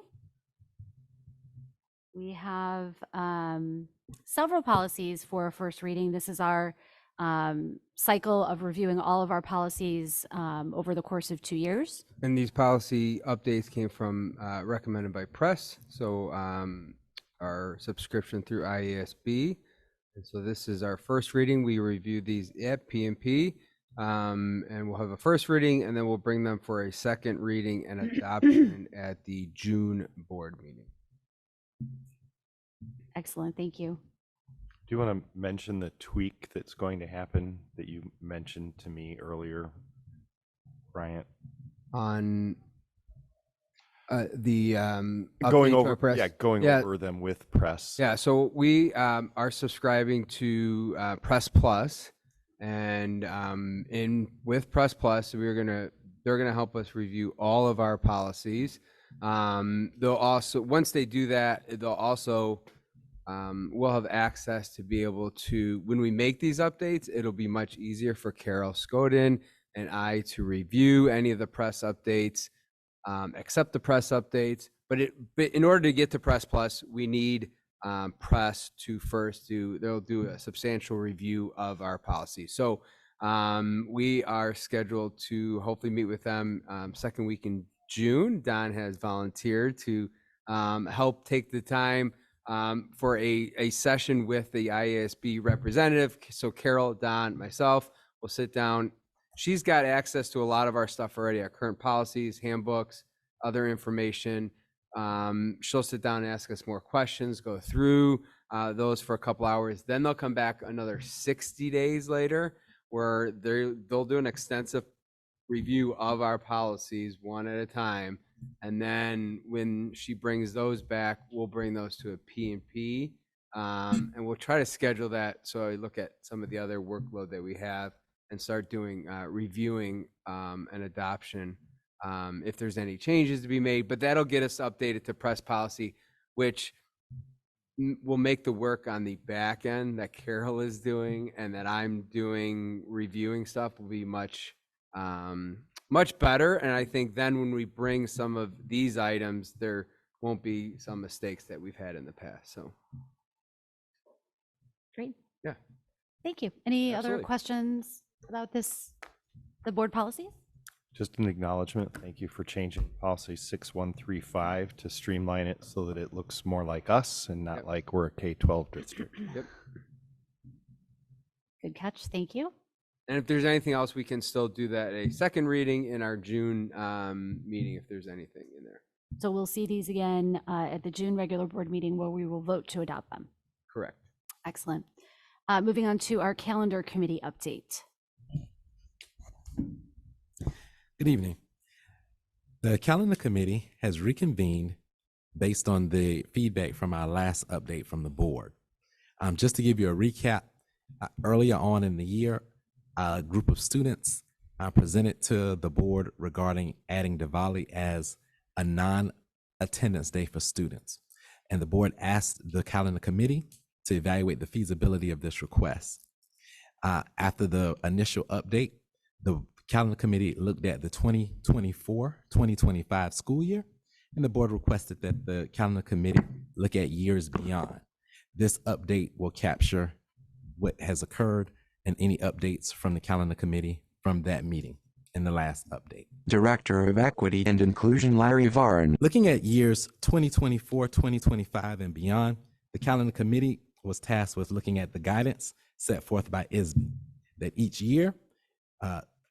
each school board shall annually prepare a calendar for the school term, specifying the opening and closing dates and providing a minimum term of at least 185 days to ensure 176 days of actual pupil attendance. In District 128, we meet those mandates by having 178 student attendance days, 4 institute days, and 2 grading days, therefore meeting the requirements set forth by ISB. Additionally, in District 128, we have identified guidelines that drive the calendar committee. My role in this work was to facilitate the calendar committee in looking at the guidelines to determine the viability of maintaining these guidelines. Guideline number 1 is that District 128 teacher union agreement specifies that the teacher work year shall not exceed 184 days, which is reduced if emergency days are used, grading days and institute days, as well as how they might be reduced in case of emergency, are contractual and are included in the calendar planning. Number 2, new staff will also participate in 3 orientation days prior to opening day. Number 3, contractually, the Wednesday before Thanksgiving Day is a non-attendance day for students and staff. Number 4, student attendance days shall be as evenly divided between the 2 semesters as possible. Number 5, that the end of semester 1 shall be aligned with the start of winter break, and that semester 2 shall end prior to Memorial Day. The calendar committee reviewed these guidelines to determine what if we were to observe Diwali and all other religious holidays currently in our calendar for years 2024, 2025, 2025, 2026, 2026, 2027, and 2027, 2028, what the outcomes would be. Using the following information from the state of Illinois, we've identified that the district must establish that a school closure is warranted based on an operational need or educational interest. While each case must be evaluated independently, the likelihood of high absentee rates on any given day for staff and/or students that significantly impacts the operation of a school or the school district may warrant closure of all schools. The calendar committee then began to investigate what it meant in D128 to warrant closure of all schools based on significantly impacting the operation of schools. What the committee determined, after consulting with administrators and teachers on the committee, as well as administrators outside of the committee that would be impacted, to include our assistant principals of teaching and learning.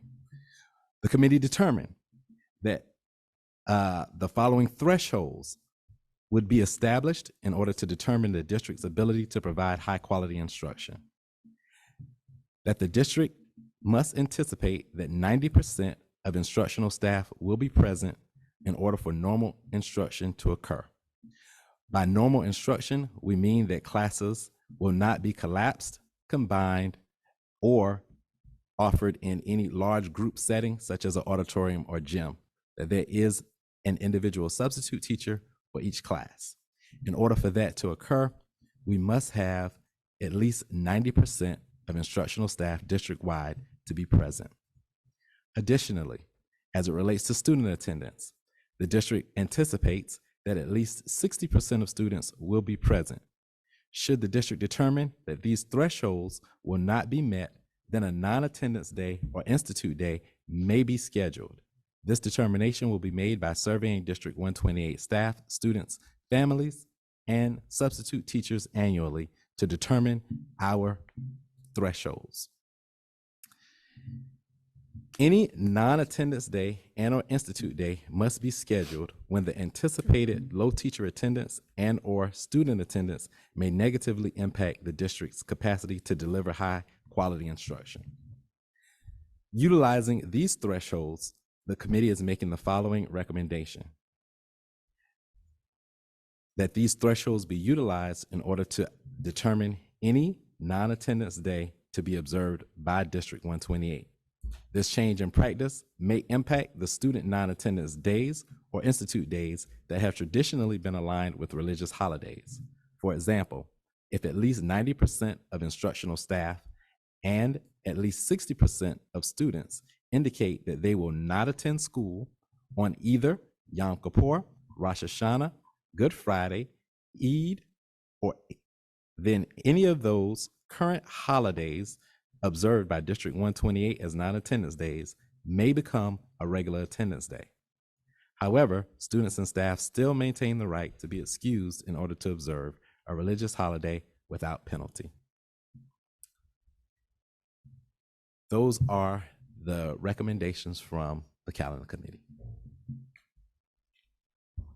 So I have some questions, but I'd like to open it up to my colleagues to ask their questions first. May I ask, what is the minimum number of days of student instruction required by the state for high school students? 176. 176. Board President Lisa Hassel. And can you talk a little bit more about how you developed the 90%, 60% thresholds, please? The 90% teacher threshold was based on if the number of teachers that we are currently able to cover with the sub pool that we have, and also anticipating any regular absences that may occur. So if we had more than 30 teachers district-wide indicate that they would be observing a religious holiday, that with the anticipation of what we normally have as the absentee rate for our teachers, would not allow us to provide normal operations for high quality instruction. How many, what's the, on any given day, what's the percentage of teachers and staff present? Brian, do you know? Board Member Casey Rooney. I think we looked at, when the committee was talking about it, we were talking to the folks who manage the subs more from a, what's a high water day for you? What's a day where you are barely able to find enough subs to run the school, where we don't have to combine classes into a gym or some other extraordinary measure where learning could be impacted? And it was like 7 to 8% of the teachers being gone was a high water day for them. So this is kind of a 10% is really pushing the edge of the envelope. If 10% of the staff is gone, they're going to have a tough time coming up with the appropriate subs to continue learning as we would expect it. Does that make sense? It makes sense, but I think that if we are possibly looking at taking something away from our community, we have to have very specific answers to the questions about how we selected 90% and 60%. Could you also talk a little bit more about the 60% student threshold, please? Yep. So the 60% student threshold was identified based on understanding what our teachers would have to do if more than 60% of their class was absent, if more than 40% of their class was absent. ISB requires 51% to be present in order to consider it an attendance day. And so we started there and surveyed our teachers and asked teachers on the calendar committee out of a class of 25 about how many are necessary to be there in order for you to have regular instruction. And they determined that that would be about 15 students needed to be there. No more than 10 could be absent. And so what happens if there are fewer students? Aside from this state requiring more than 50%, from the perspective of a teacher, what happens if they have more than 40% of their students absent? Then they would not be able to provide a regular lesson. They would have to provide makeup for a great majority of the class when they came back. So it would prevent them from being able to have a regular instructional day. Have you, I'm so sorry, continue. So I just want to drill a little bit further on that 60% number. So there is some subjectivity with selecting that number of students, correct? Yes. Do you have the data about any peer districts that have moved to a secular calendar, what thresholds they use? No other districts have published any thresholds for identifying these.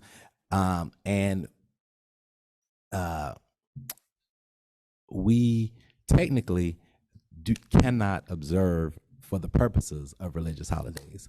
Any day that we take off is for the purpose of we've identified that we are not able to provide normal operations. Okay. And how will we determine the anticipated attendance on religious holidays? Via survey.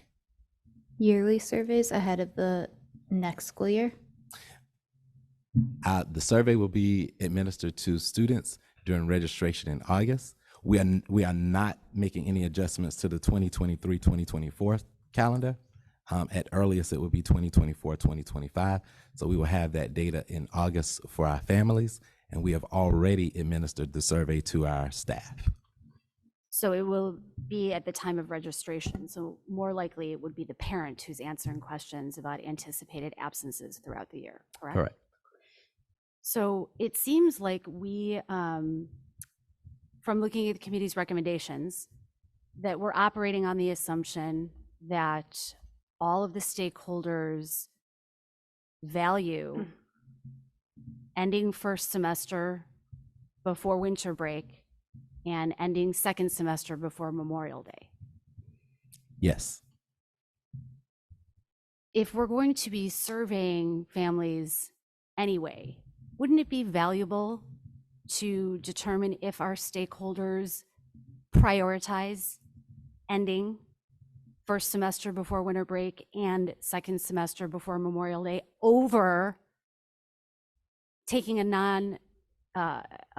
non-attendance day, even though the rest, basically telling all of the non-Christians that they have to take an excused absence and miss instructional time that their peers are participating in to observe a religious holiday. It's my understanding that surveying of the community was done prior to the shift from moving final exams from being after winter break to prior to. So that was a long time ago. What year was that? That was 2015. Yeah, it wasn't. And I kind of had pretty definitive too. It was very definitive.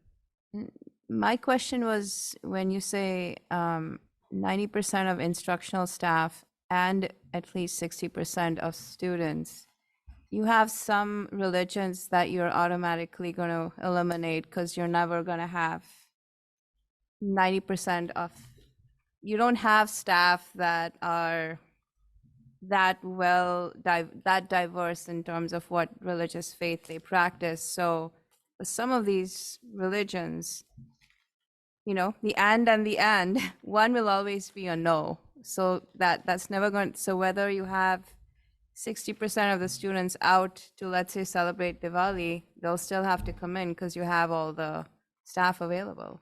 Any one of those criteria makes it, if any one of those So it's an criteria is or? met, Is it an or? Because it's then it becomes a non-attendance day. So it's an or, not an and? Correct. Okay, but the document Correct. has and in it, so I'm just A- asking. And if, Is that correct me if correct? I'm wrong, Larry, it was, Is either or, yes. We must have, Okay. if either or is met, then Right. we will initiate a non-attendance day. and either or schools. So correct, if At not, both schools. So yes, so if either Right. Libertyville or Or. Vernon Hills High School has a population that reaches 60%, more than 40% of our students indicate that they will be absent in order to observe that religious holiday, both schools would be observing, district-wide, we will be observing a non-attendance day. I'm sorry, I don't think I followed you. So the demographics of Libertyville and Vernon Hills may be different. So when we administer the survey, if more than 40% of Vernon Hills families are going to observe any particular holiday, but Libertyville does not reach that threshold, district-wide, we will observe a non-attendance day, even though Libertyville didn't meet the threshold because Vernon Hills met the threshold. Understood. That's an important clarification. Thank you. yeah, we have to do a lot for the differences in the populations between the schools, but as a district, we have to turn in one calendar. Yeah. We can't have a differential in our calendar based on the schools. Sure.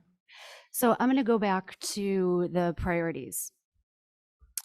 I'm concerned about asking all of the non-Christians to take an excused absence when their peers are receiving instruction, because we haven't since 2015 asked our stakeholders if that is something that they prioritize over a non-attendance day.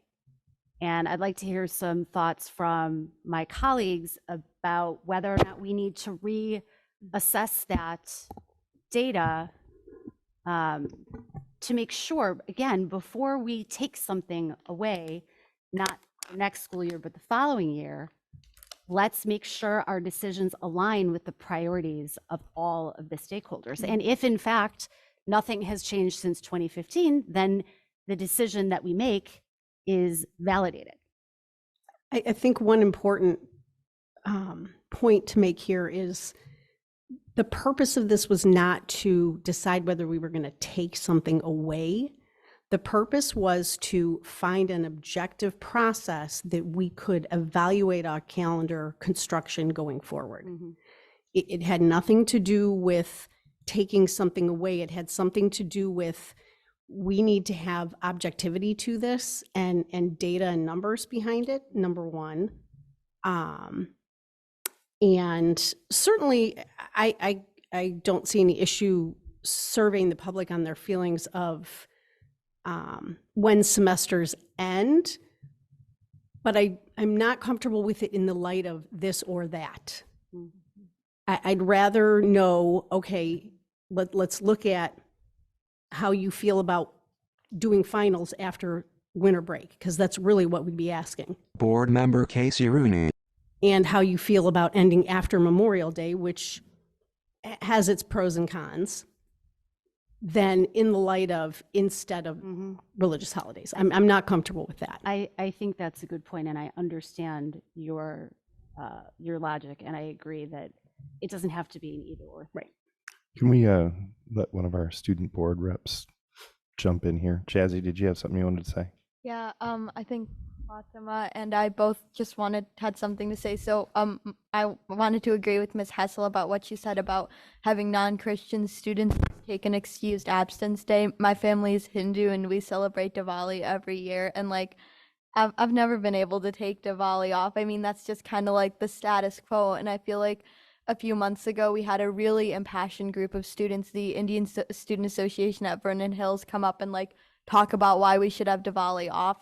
And I think that is a perspective that we really need to take into account, that even though I believe that they stated it's like 10% of the population between the schools is Hindu, that's still a really big number of people, and we should be looking at these minority groups and making sure that their needs are met just like we're meeting the needs of Christian students. So that's an excellent point, and I appreciate you amplifying my question. The reason that the board responded to the request for Diwali with, we need to develop standards and criteria and metrics because we have a state mandated number of days that we have to have instructions, and we want to continue to say yes to everybody, but at a certain point it will become untenable. And what many districts are doing, 2025 is that year. Okay, so what many districts are doing is exactly what the calendar committee's recommendation, and moving towards a secular calendar where, because of constitutional rights, we can always give someone an excused absence, whether they're staff or a student, in order to observe a religious holiday. That's constitutionally protected. But what the committee was recommending is based on what the board said, which is we have to have some standards. We have to have a rubric. Thank you. In order to evaluate these requests going forward, because, you know, Eid was an important one, Diwali is an important one, but it won't be the last request. Right. So, you know, I think it's balancing the need to really acknowledge and appreciate the diversity in our district with also having to have a certain number of days of instructional time in order to be legitimate. Yeah. And I also want to emphasize that as well, because then we also have some Jewish holidays off, and we currently have Eid off. There was a little mix up this year, but still we have it as a day off. And we're almost going to get Diwali as a day off. So I feel like just taking away that now moving into a secular calendar would be like taking away from like just appreciating the diversity in our school. But also students know that we're going to have these days off. So taking that away, I feel like it's not like good for the community. It's not good for the diversity in schools, because then we'll be just focusing on a regular like Christian-based calendar, like rounded around like Christmas and like just things like that. And if we're saying it's a secular calendar, that's not really a secular calendar. I want to be very, very clear about this. The calendar committee did not refer to it as secular or religious. We referred to it as finding a way to get to a metric that we can effectively run school. Because again, we want to appreciate the diversity in our district, but we are also a public school that is required to meet certain dates according to the state and according to the federal government. And the certain dates that we have off, like winter break, are required. That's not something that we can even look at and say whether that's secular, religious, those are required. So those go in this bucket. We are trying to find a metric that helps us establish a calendar that we can effectively run school on given days. Yeah, I agree with that. You're so right. And then also I know that like some other schools already take these days off. So maybe just using them as references in the future as we make those decisions will be like an important factor. So we just make the right decision for our community. Right. Yeah. And I just want to like echo what Fatima is saying and say that like we are like our district is majority like Christian or whatever, like that's not really going to change, but that doesn't like diminish the presence of minorities, and it is really important that we look at what minorities like need, because I mean, if we have a calendar that's based upon when more kids will be in school, that's just a Christian calendar but with another name on it. Yeah, and saying like 40%. I want to say though, we have a bucket. This is your bucket of days. There's only a certain amount of days in that bucket. And we do have to figure out how we are going to disseminate the different non-attendance days. There are no religious holidays in our calendar. They are non-attendance days for whatever reason. What we're discussing right now is what is the rubric to attach non-attendance days to the best possible day for our students in our learning environment. So I don't think anybody's trying to be punitive in the form of taking anything away. But the result, It's an the result, you can't, consequence. you can't overlook the fact that it is taking something away, and we need to be sensitive to that.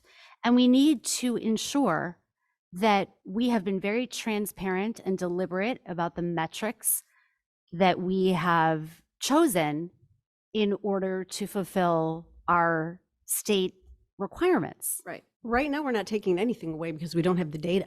We don't have all of the required data to make these decisions. Of We're course, trying to but put let's the be rubric honest, when in we look place. at those percentages, we know that we're not going to have enough Jews to not have school, and we're not going to have enough Hindus to not have school, and we're not going to have enough Muslims to not have school. So let's not pretend that the outcome is going to be a total surprise. But I think what I'm trying to say is if we choose to keep, we have to determine how big our bucket's going to be. And that's what you said the survey is going to go up, right? Because that's our job, is to represent what our community wants. What is that bucket going to look like? And if our bucket needs to expand beyond Memorial Day, I would be happy to support that. And I think you're right, it's something we need to look at. But at a certain point, we only have a certain amount of days that we can play with.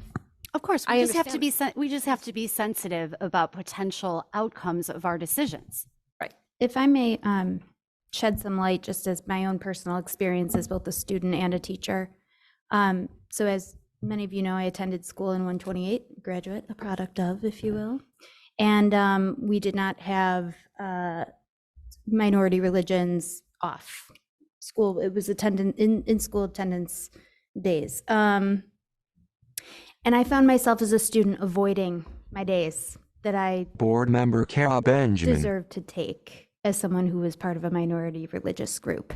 The reason I avoided taking those days sometimes is not because I was not observant of my holidays and didn't feel that they were important, but it was because at the time the district was not sensitive to those of us who were gone, and assessments would be scheduled on those days we were gone. Athletic competitions, which I know you can't always work around those, would continue despite our participation at those athletic events. And it felt like those minority groups were being slighted. And so life continued in school without us. And I ran into this as an educator as well. I didn't take off on my high holidays as a minority religion because it was too much work. It was too much work to get a sub, create the plans, leave my students. And I kept running into this issue. So while I totally appreciate and think that metrics are absolutely required to determine whether these days are days we take, perhaps it's year to year, perhaps it's another period of time that we use to evaluate it, my real concern actually is what happens kind of district policy wise regarding those days? Do we say when we have a certain group of students who we know is going to be absent due to a religious observance, what happens with assessments? What happens with athletic competition? Do we excuse ourselves that day as a district?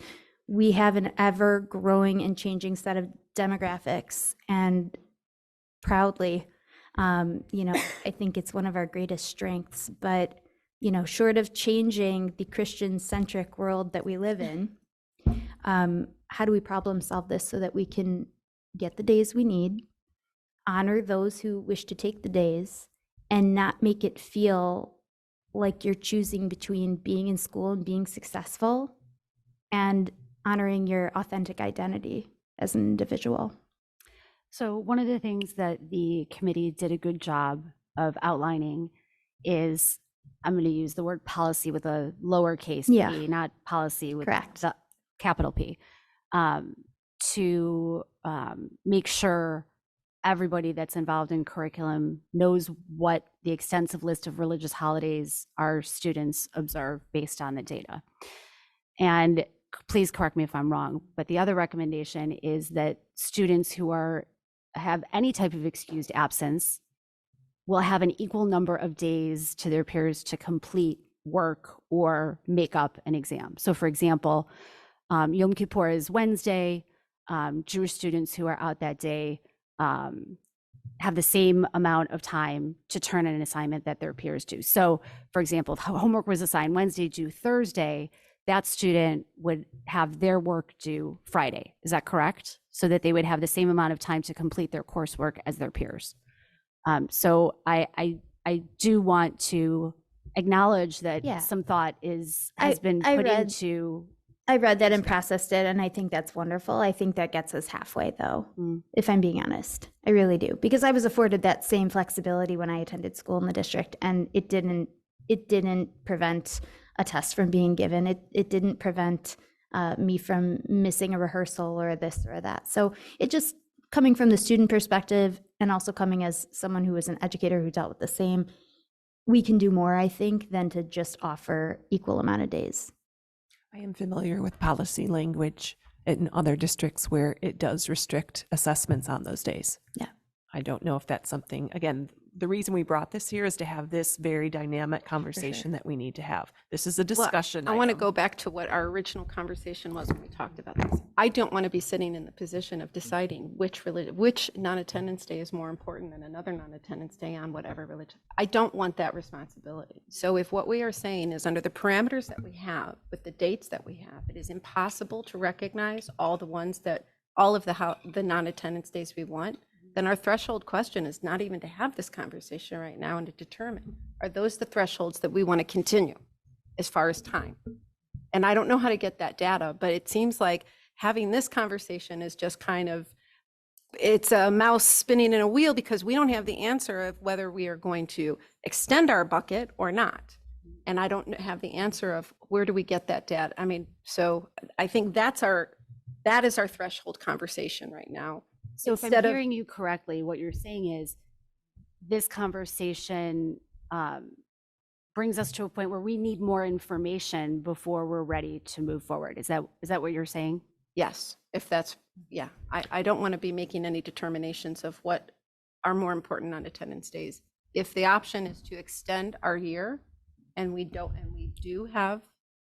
past Memorial Day, or I don't think the majority, I mean, I remember what that looks like exercise again. I don't have I any know, problem with but it. at least we do the exercise. I mean, I guess that is the threshold. Well, it's not Are just these that parameters exercise. the parameters that we need to continue to abide by? And if that's not, then our conversation is a little different. And if that's a parameter you're going to change, any of those parameters, we need to, because what's not in here is some of the background stuff that the calendar committee does, in that semesters have to be balanced.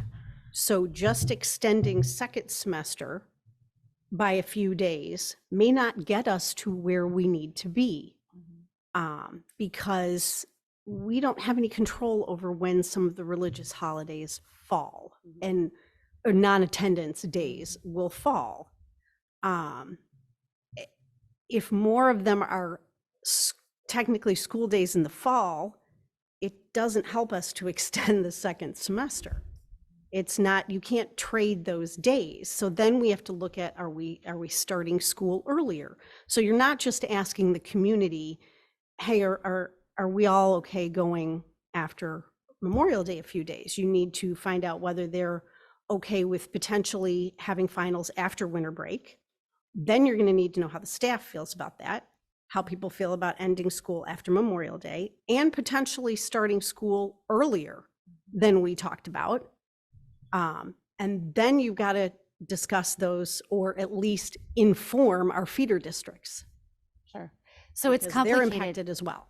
It's absolutely, Yeah, it's it's very complicated, and I appreciate all the work the calendar committee does.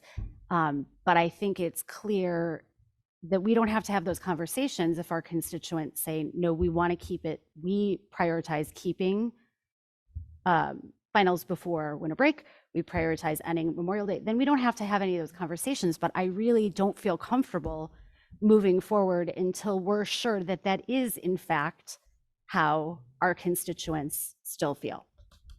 I want to be sure we have all of the data, we've crossed the T's, we've dotted the I's, because it seems like it's not that big of a change, but it is an important decision. And if we're going to get it right, I'd really like to know that we have really looked at all of the data. We've really gotten all the information and we know what our community wants. Yesenia, what's the best way, do you think, to get at that information? Well, I think we can add it to the survey. I also think, so we engaged in a activity 2 calendar committees ago where we were all given blank calendars, and we used a year where all of the non-attendance days fall on a school day to try to schedule it out. And if we were going to observe the requested non-attendance days, our start date was August 4th. So we did try. I do think we can add it to that survey. We can add the start date. What survey are you talking about that you would add it to? So we're going to survey all of our families at registration time about what. Doesn't this, don't we have to have some kind of idea before we're registering for next year for our calendar? So the recommendations calendars are a year do not in impact next year. Yeah. No, next I year's know it's not calendars. impacted next year, but don't you need to have that as you're having, no? Yeah, what's our timeline? Like, Calendar, when do we I'm have sorry, to, you- as a board, adopt the calendar? And isn't that a 3-year process? 2-year? Usually, but yeah. Okay.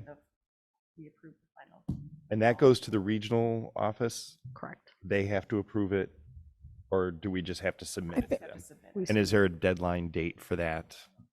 Yeah, I think we only have to submit 1 year in advance. I think here we do 2 years in advance because that's just how we've done things. Oh. But like this year, we did submit an amendment. So I don't know if internally we would like to set deadlines for that. I was talking about the survey that parents and families are going to complete when they register students for next year about what non-attendance days they would. The take actual off. paying of fees and updating No, your I know. contact Believe me, information. I'm well versed in registration. Have you done that before? I've done it a lot of times. Yeah, I think doing it at registration will ensure that people don't skip an optional survey, because not everyone takes the optional surveys, and make sure they're required fields. So someone, if they don't want to answer it, there's a do not want to answer option that they have to select, but don't keep it optional because people will skip over it. Mhm. So we can add the start date, end date. The calendar committee engaged in a process in 2015 about the finals, just because it's healthier for students in terms of like social and emotional health to be able to actually have a mental break over winter break versus trying to study for finals. So I don't know if that is something that you would like for us to include in the survey, but I do think that work was done in the 2015 school year. It seems like that issue is largely settled all around us. That's standard. I don't know that we would even consider, I don't think I would support having finals after break. Especially connected to one of our strategic goals being health and wellness. Yeah. I agree with you.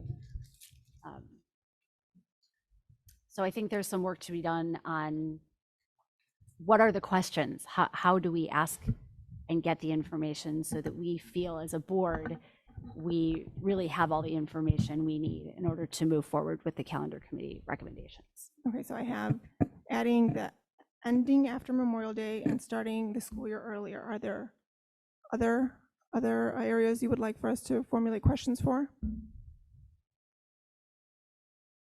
Board Member Carol Drumkey. Well, I think we know our conversation and what our things. I would defer to the calendar to committee to draft it in a way so that parents are understand that what we're asking for is moving forward. What is the priority? Ending before Memorial Day, keeping all current non-attendance days as is, or Balancing beginning the school year starting. prior Yeah. to starting. which we already start pretty early. I mean, but that's You know, I don't know about D73, but D70 doesn't finish school till like the first week of June. So, I mean, it is known to happen to go past Memorial Day. It's not that, Yeah. No, I mean, I think with seniors, you'll have some challenges.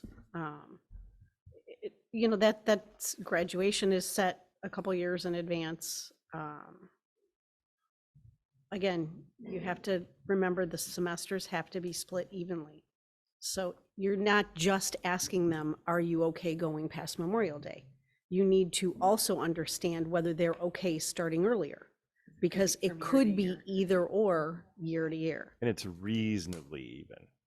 Right. They're not always identical. No, it's not identical, but it try is to keep 'em as very close to challenging to balance 90. that and not start. and include all of the upfront loaded federal holidays that we have to observe. Right. And deal with IHSA Dead Week. Oh, we could go on. Yeah, I know. Are there any other student comments that you would want to make they're before ready. we close this? I They're just ready. want to bring this point back again. Like Miss Benjamin said, having an unexcused day is not actually ideal. Personally, I had 4 tests on Eid because the day was scheduled wrong. Like that was a thing this year, but that's fine.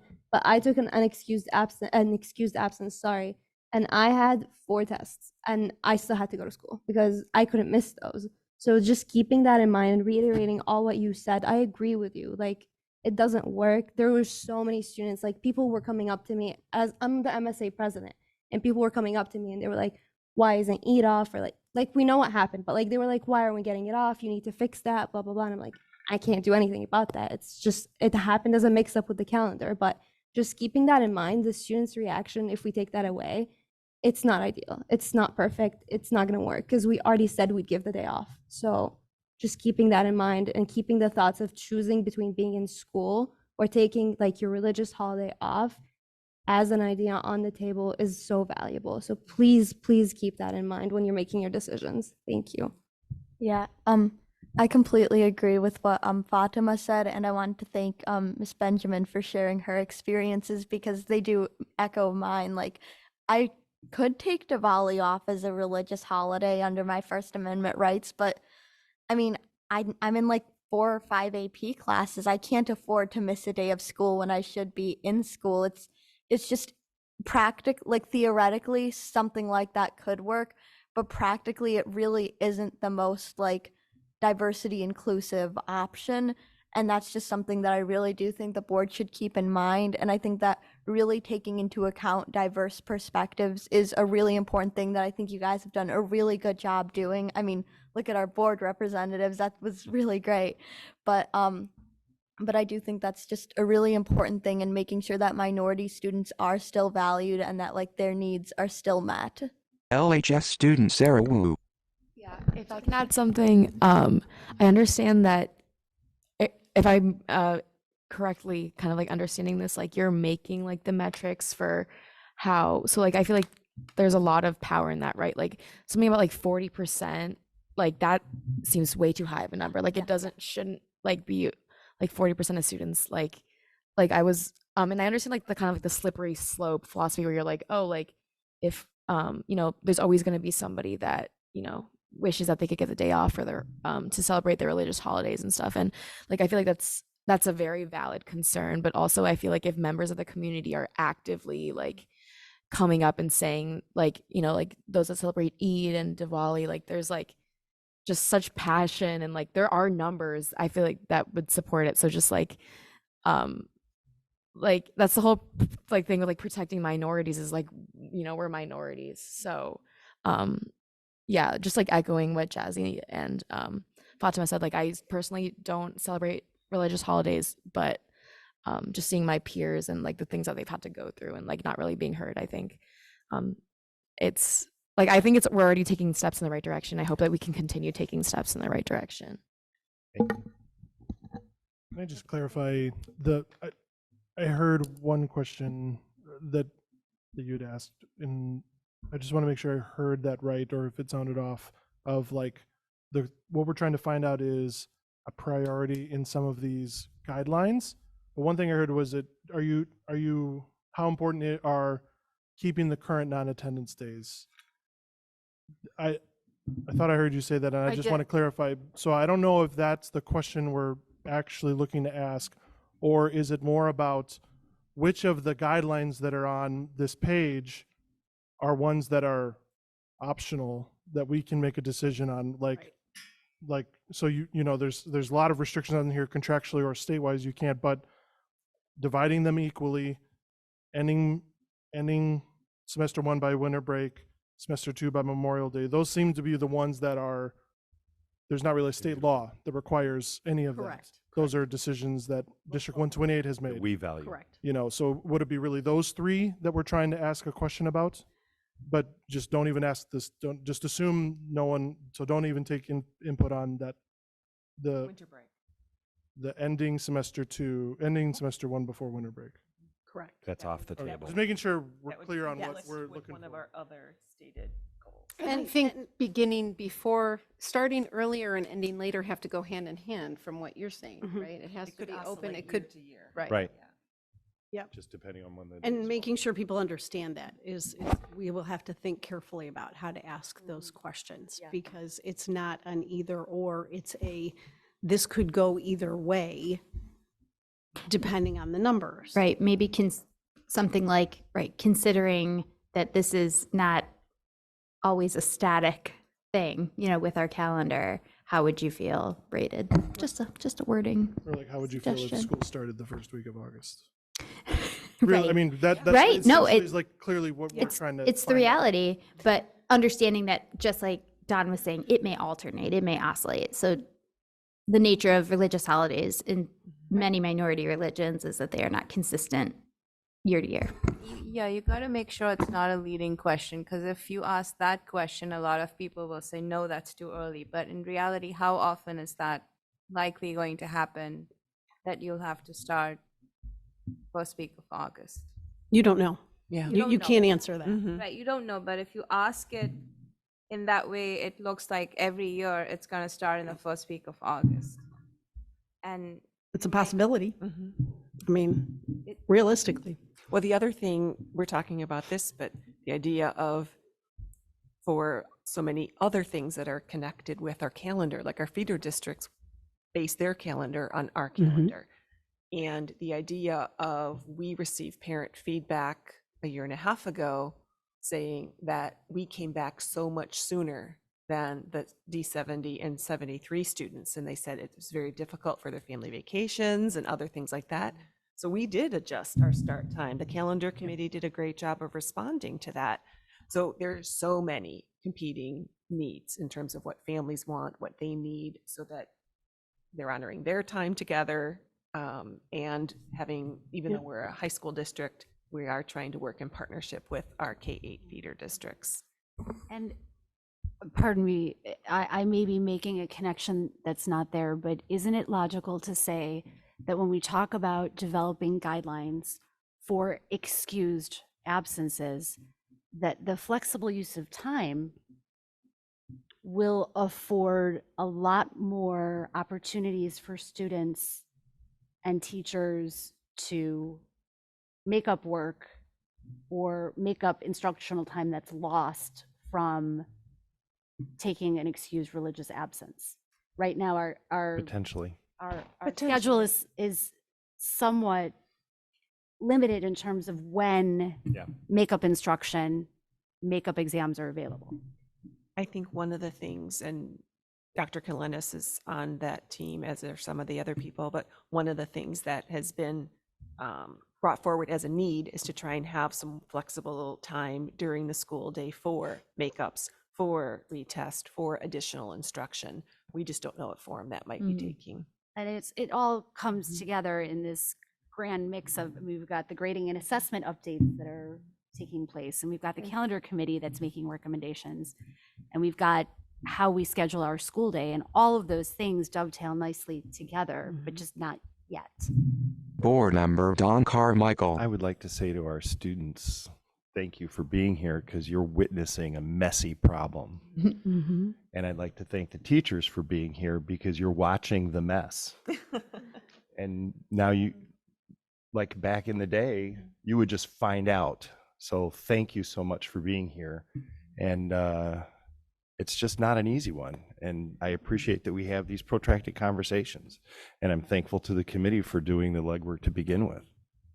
And if I may also add, I think this is a good illustration of there are some situations where you just simply can't make everyone happy, right? And it's something that we deal with month to month, where we have these discussions and practicalities sometimes bubble to the surface over what really, makes the smaller interests happy sometimes. So yeah, it's a toughie.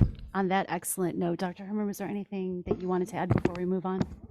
Calendar committee, anything that we haven't covered that you'd like to add? Okay, thank you for that very rich and difficult discussion, everyone. Moving on to the grading and assessment update.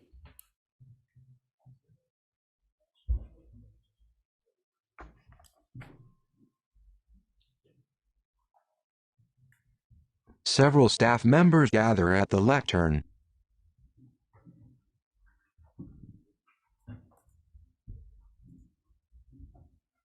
Slide. Grading and assessment recommendations. Assistant Superintendent for Curriculum and Instruction, Dr. Yesenia Sanchez.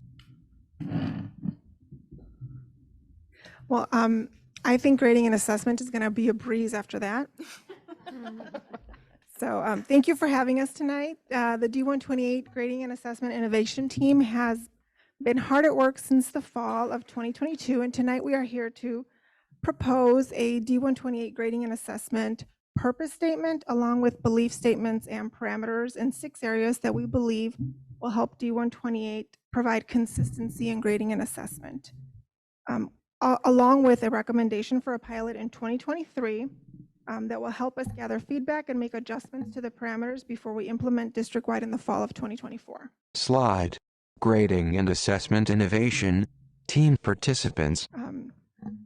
So we were a very fortunate team in that we had a diverse group of stakeholders on our team. There are 25 of us, and there are teachers as well as department chairs, our associate principals for teaching and learning, 1 principal and 3 district administrators on the committee. We have several of them here. We have Ms. Nieves and Mr. Tooley with us tonight.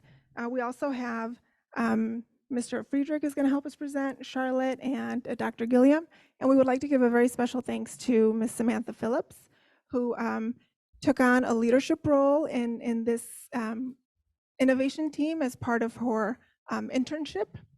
So we're very happy that she was able to do that, and are kind of bummed that her internship is going to be over and she'll be moving on. Slide. Grading and assessment innovation parent panel. So maybe the internship focus will shift.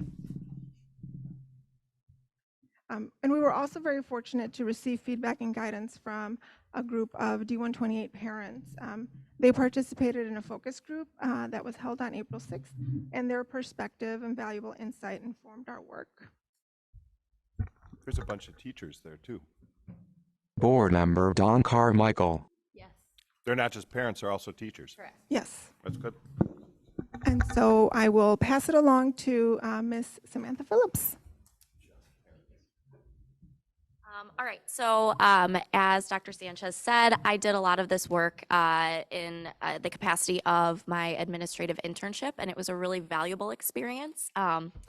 Dr. Colentis once told me that to be a good administrator, you need to have the head, the heart, and the gut. And going through grading and assessment and these tough discussions definitely helped me develop that. So it was a good opportunity to do that. So I'm just going to tell you a little bit about where we've been so far, how we got to this document that you have in front of you today, and where we're planning to go next. So we started in September by gathering data.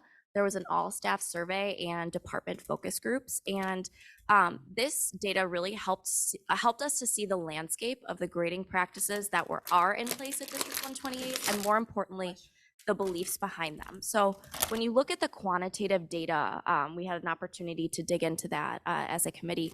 When you look at that quantitative data, what you'll see is that there is a lack of consensus, right? The responses were very split. But when you look at the qualitative data and look at the reasons behind the answers that teachers had, there was a lot more consensus to be found. So for example, participation. When we asked the question, should a participation grade be in the overall student's cumulative grade? Many teachers said no, because that's not a core standard that I teach, right? But then other teachers said, yes, that is directly applicable to core standards in my content area, for example, PE or other performance areas, right? So that really led us to think about the why behind our practices. So as we go through this tonight, you're going to see us talk a lot about belief statements, and that's because that's where we found more consensus, and that helped us identify those parameters that would drive implementation. So from that data, we then moved into a shared learning experience, which helped give us sort of a common understanding of grading and assessment best practices as they exist today. And it gave us a common foundation for our discussions. And then November through May, that's where the hard work really happened. That's where we met as a committee 9 times, one time for 8 hours. It was Yesenia made sure that we had pizza that day. We really appreciated that. And we really dug in and analyzed data and looked at the best practice. There's a lot of writing about grading, and we dug into those best practices. We looked at sample policies from neighboring districts, and then also just high-ranking districts from across the United States, and looked at what do we think will work within D128, where might we need to make some tweaks. And then from there, we wrote a document. I'll tell you a little bit about that writing process as well. And then we are now moving into the pilot team selection. So last Wednesday, our department supervisors rolled out and shared more about the grading and assessment policy with our teachers. And naturally, teachers had a lot of questions.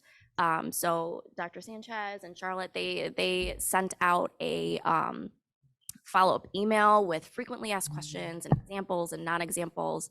And then later this week, teachers are going to be meeting with other teachers on the committee to answer those questions. So there's a lot of discussion happening, some tough conversations along the way, but there's a lot of discussion happening of who's going to be on these pilot teams and what is that going to look like. So it's a complex discussion where it stands right now. So as far as the writing process, I definitely leaned into my English teacher experience as we were talking about and working through the writing process. And it was very collaborative. We did a lot of writing and revising again. And we ultimately started by defining a purpose statement, which would act as sort of our North Star, right? We asked the question, what do we want to communicate through grading to teacher or to colleges, to counselors, to family members? When you look at a student's transcript, what does that letter grade mean? And that helped us define our purpose statement, which we'll be sharing with you tonight.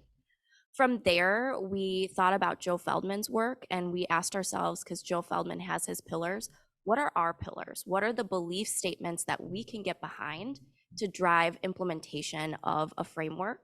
And that helped us to identify some parameters of what would we like to see teachers do consistently across the board.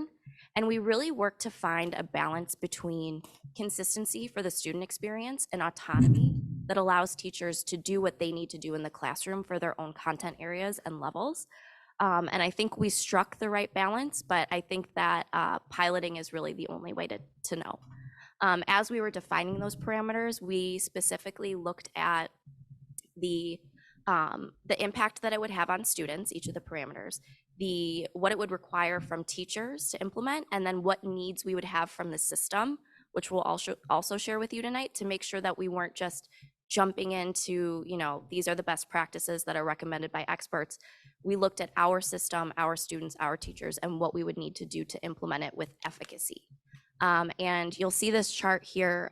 We actually went through for each of the parameters a process where we discussed, we had like green, yellow, and red cards. I was really, really leaning into my English teacher mode at that point. And for each of the parameters, we voted to green light it, yellow light it, we needed to slow down and talk about it more, or red light it, we're not ready to pursue this. And for all the parameters that were put into this statement, or this grading framework, the average amount was 92% green, right? And what I want to note here is that every person's voice on that committee is important, and it was not unanimous, right? So those are the considerations we're really thinking about and carrying with us as we go into the pilot, because those concerns are valid, and we need to attend to those as we're implementing this to make sure that we solve problems accordingly. Slide.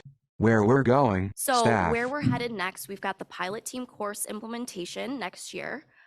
So we're going to be, we've got course teams that are in the process of being selected that will implement all of the policies or all of the parameters. We're going to be collecting feedback, implementing professional development along the way to support those pilot course teams.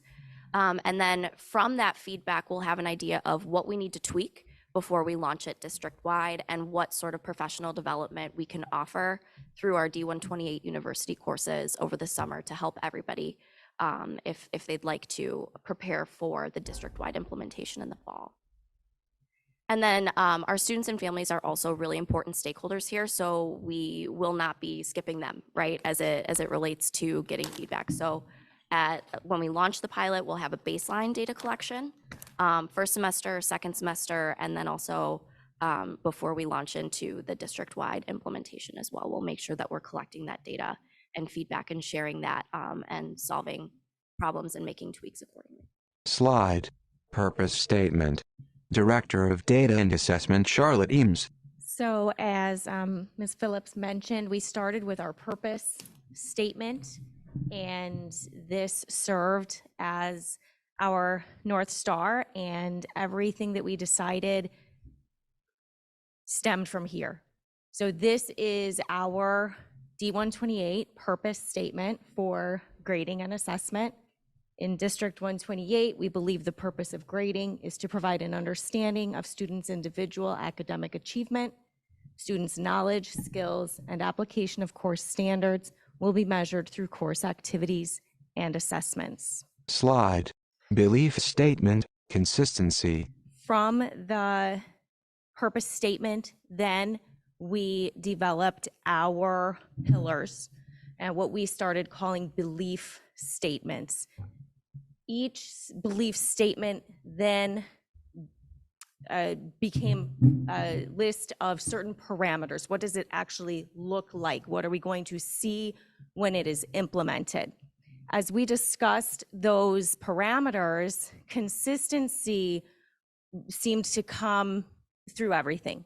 So when we really got down to writing the belief statements and the parameters that followed, consistency was such a theme through everything that we talked about. So consistency is one of our beliefs, and it was a huge, huge piece of everything we discussed. It doesn't have its own parameters because it's part of all the other parameters that we wrote. So consistency, belief statement says, consistency within school course teams is essential to ensure that all students receive a fair and equitable learning experience. Consistency will be achieved through regular communication, collaboration, and coordination among team members to develop shared goals, teaching strategies, and assessment methods. All school course teams will consistently implement practices as outlined in the parameters. Slide. Belief statement, assessment and accuracy. The next belief statement is assessment and accuracy. Students' grades must accurately reflect their progress toward course standards. To ensure accuracy, all assessments will purposefully measure a student's demonstration of their knowledge, skills, and/or application of essential course standards. Several parameters come under this belief statement. Essential course standards are accurately measured through effective assessment practices. School course teams will agree upon a grade calculation formula using the formula that you see in those bullets about in the middle of the slide. Summative assessments worth between 80 to 100% of the grade, coursework worth between 0 to 20% of the grade. And school course teams may include a final exam or culminating experience worth a maximum of 15% of the overall semester grade. The next belief statement is regular, timely, and transparent communication. Regular, timely, transparent communication is essential to the learning process. For each progress report, teachers will update the gradebook to reflect student progress toward essential course standards. And the parameters falling under this belief statement: school course teams will determine how frequently Power Teacher will be updated, and teachers will outline the type and frequency of feedback in their course syllabus. Assignments should reference course standards, and what that simply means is, rather than in the gradebook writing, this is quiz number 2, writing a title for what was that quiz about. And course syllabi will outline grading practices. Slide. Belief statement. Grading scale. Paul Friedrich walks to the lectern. Our next belief statement is with grading scales. No single letter grade within a grading scale should be vastly overrepresented in the calculation of a student's grade. In explanation, an F representing a range of 0 to 59%, whereas every other grade represents only 10% on that same scale. Thus, the use of an equidistant grading scale is the most equitable means to measure and report student progress. So the pilot teams, for example, will have a number of different equidistant scales to choose from. They're listed up there. We don't need to go into the details of what they all mean, but that's part of what the professional development will get at for the pilot teams and for later full district implementation. Individual course teams can choose whichever equidistant scale they want, as long as everybody on the course team is using that same equidistant scale. The 40 to 100 scale is just represented over there in a bit more detail. One of the questions becomes for a lot of teachers, well, what happens when someone doesn't turn something in? The 40 to 100 scale essentially provides a 10% grading range, like every other letter grade, to represent something that's not submitted, a U grade or an I grade, an incomplete or unsubmitted, right? So that unsubmitted work, instead of being 50% lower than every other possible grade, is still only taking up 10% of the grading scale, just like every other letter grade. Slide. Belief statement. Next Behavior. belief statement is on behavior and human skills. Fostering and supporting positive behavior and human skills are essential to a student's broader development as a valuable community member. These skills are also essential for the development of effective classroom environments, as well as a supportive and welcoming overall school culture. However, they do not always reflect student academic achievement. So to include behavior or human skills in a semester grade, those skills must be clearly attached to course standards. Behavioral expectations will also need to be clearly outlined. I think most teachers already do this, clearly outlined in their course syllabus. So yes, behavior can affect a grade, but there has to be a clear standard in the course that that's attached to. Examples are, for example, in performance-based courses or safety regulations, perhaps in a foods class kitchen or in a chemistry class lab. Those safety considerations are certainly part of the class standards. Therefore, behavior that leads to those effective behaviors can certainly become part of the end grade. So again, behavior will be dealt with, but in terms of grade-wise, it has to be attached to core standards. Next belief statement is on academic dishonesty. Academic dishonesty is taken very seriously. Students are expected to exhibit the traits of trustworthiness, responsibility, thank you, and fairness. Students who engage in academic dishonesty steal ideas from others and fail to think and learn for themselves. Grades should emphasize learning rather than behavior or compliance. Therefore, consequences for academic dishonesty will be issued by the administration and are not automatically reflected on the student's grade. Additionally, students who have academic dishonesty in their discipline record may incur extracurricular consequences in explanation, codes of conduct violations, ineligible for honors programs like NHS, etc. So again, in this case, academic dishonesty can certainly impact a student's grade, but not necessarily. If, for example, there's a summative grade that is eligible for a retake, in the case of academic dishonesty, the student would be allowed to take the retake version of that. But again, to emphasize, not every summative assessment is eligible for a retake, right? So therefore, not every instance of academic dishonesty would be eligible to receive a grade.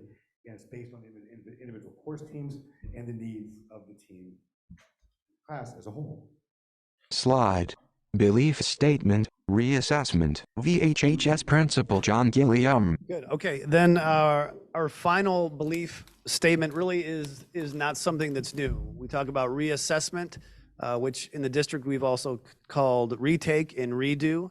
A policy that you know, or a practice that you know came out of the pandemic when we became acutely aware that students were their instruction and therefore learning was interrupted by all sorts of unrelated circumstances to the learning environment.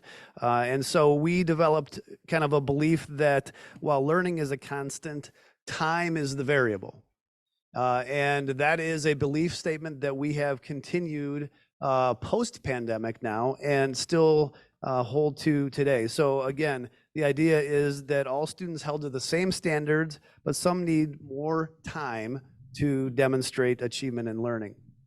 And therefore, they're given multiple opportunities to demonstrate knowledge, skill, so forth on essential core standards. So when we look at the parameters, we'll be quite honest with you, they do not change from where they were coming into this school year.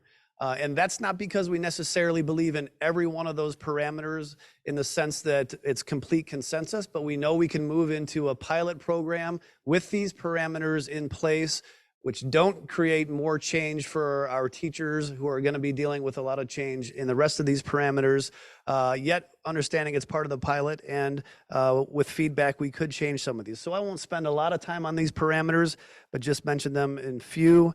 That first bullet talks about teachers needing to be able to publish and communicate these practices in a course syllabus.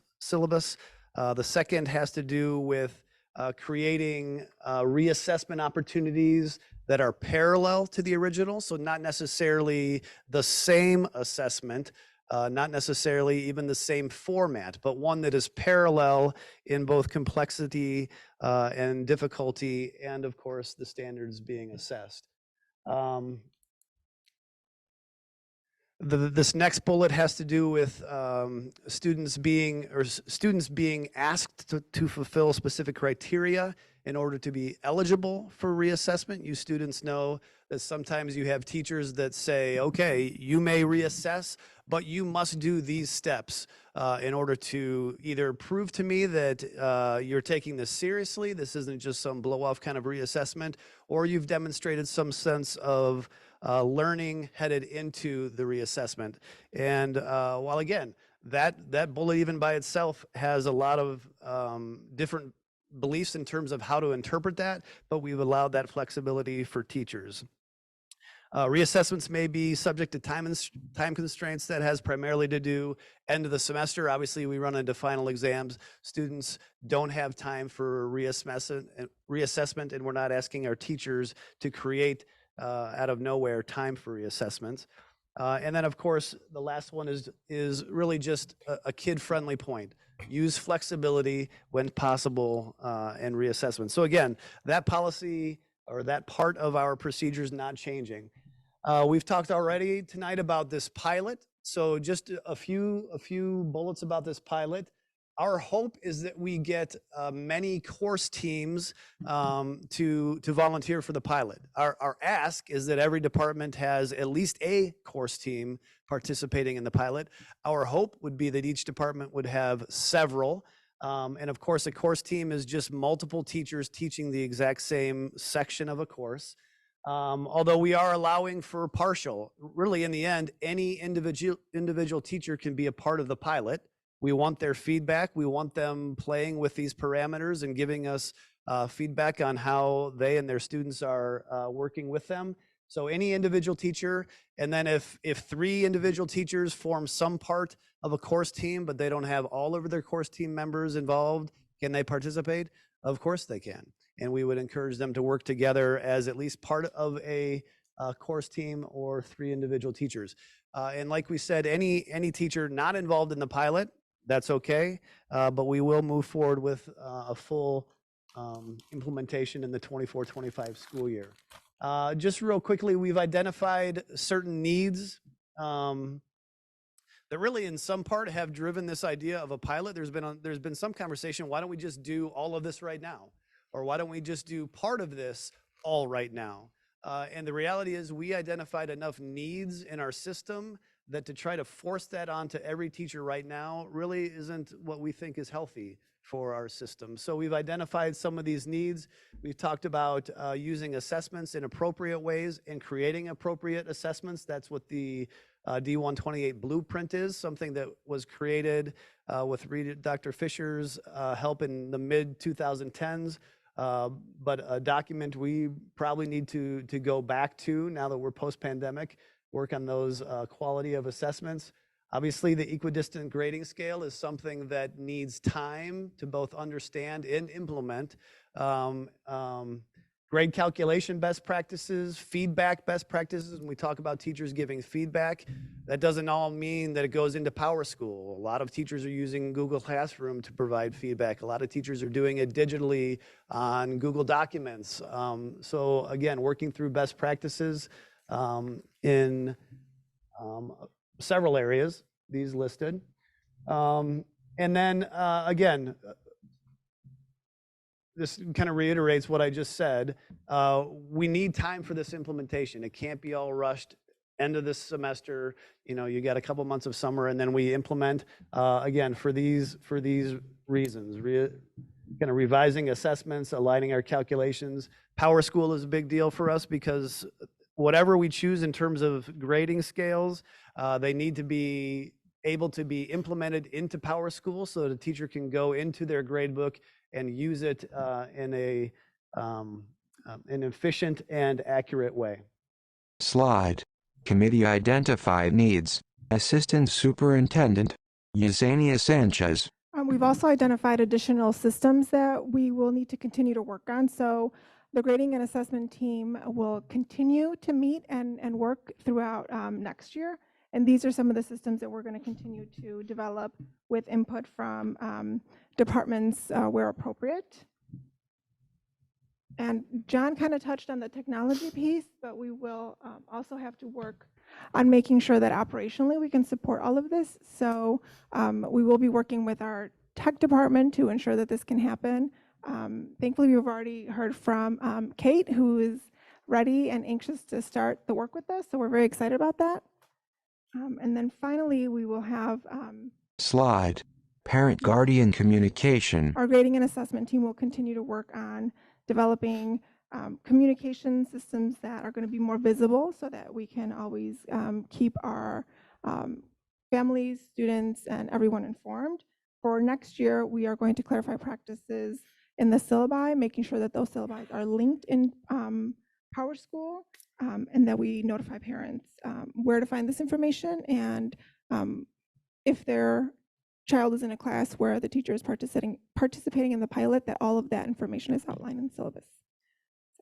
That is it for tonight. Any questions? Board Member Don Carmichael. I got a bunch. I don't want to jump in right away. Do we have an idea right now about how many teams might be willing to pilot? Like, do you have an inkling? Have people talked to you? Yeah. So department chairs received a form and that they are completing once course teams say that they're excited about it, but I haven't looked. Have you looked, Charlotte? Director of Data and Assessment Charlotte Eames. I looked this morning and there were 16 responses. So I didn't look at a lot of specifics about what those were, but that's how many responses have come in. Might be individual teachers, partial course teams, but that's how many responses we had this morning. Indicates interest. That's good. Can you tell me, do we have any parameters for timely in communication? So is that giving feedback? A student turns in a paper and then we're going to give timely feedback. Does that mean days, weeks? Do we have or do teams define timely? Yeah, so that was something that we talked about extensively.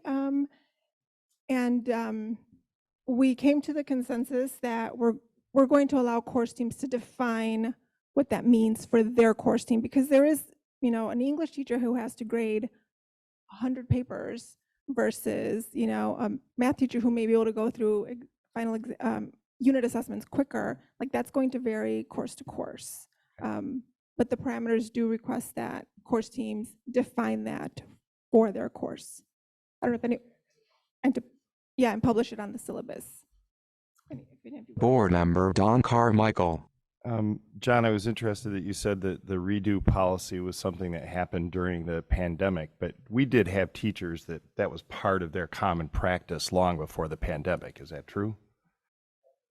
Okay, good, because that's going to be one of those things that's going to take some getting used to, and having people in the building that have already done it makes that a much smoother transition. Yeah, you're right. We've had teachers doing this for a decade, easy. But I think my point was we implemented across the system. Right. Coming out of the pandemic. Yeah. I would like to acknowledge to the teachers that writing additional assessments for people that are redoing things, and you can just be mad that a kid just didn't do something that they said they were going to do, and then you have to create something for that. I feel for you. That is a rough amount of work, and from our end, I cannot speak for the whole board right now, but I'm going to put this out there.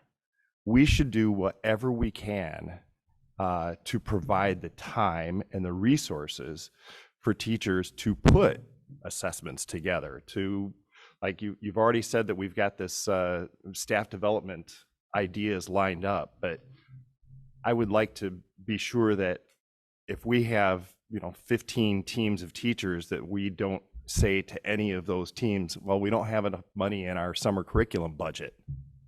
Like, we need to invest in the work that they're doing and give them the time and I dare say the money, but we need to pay them for the time that they're going to spend doing this.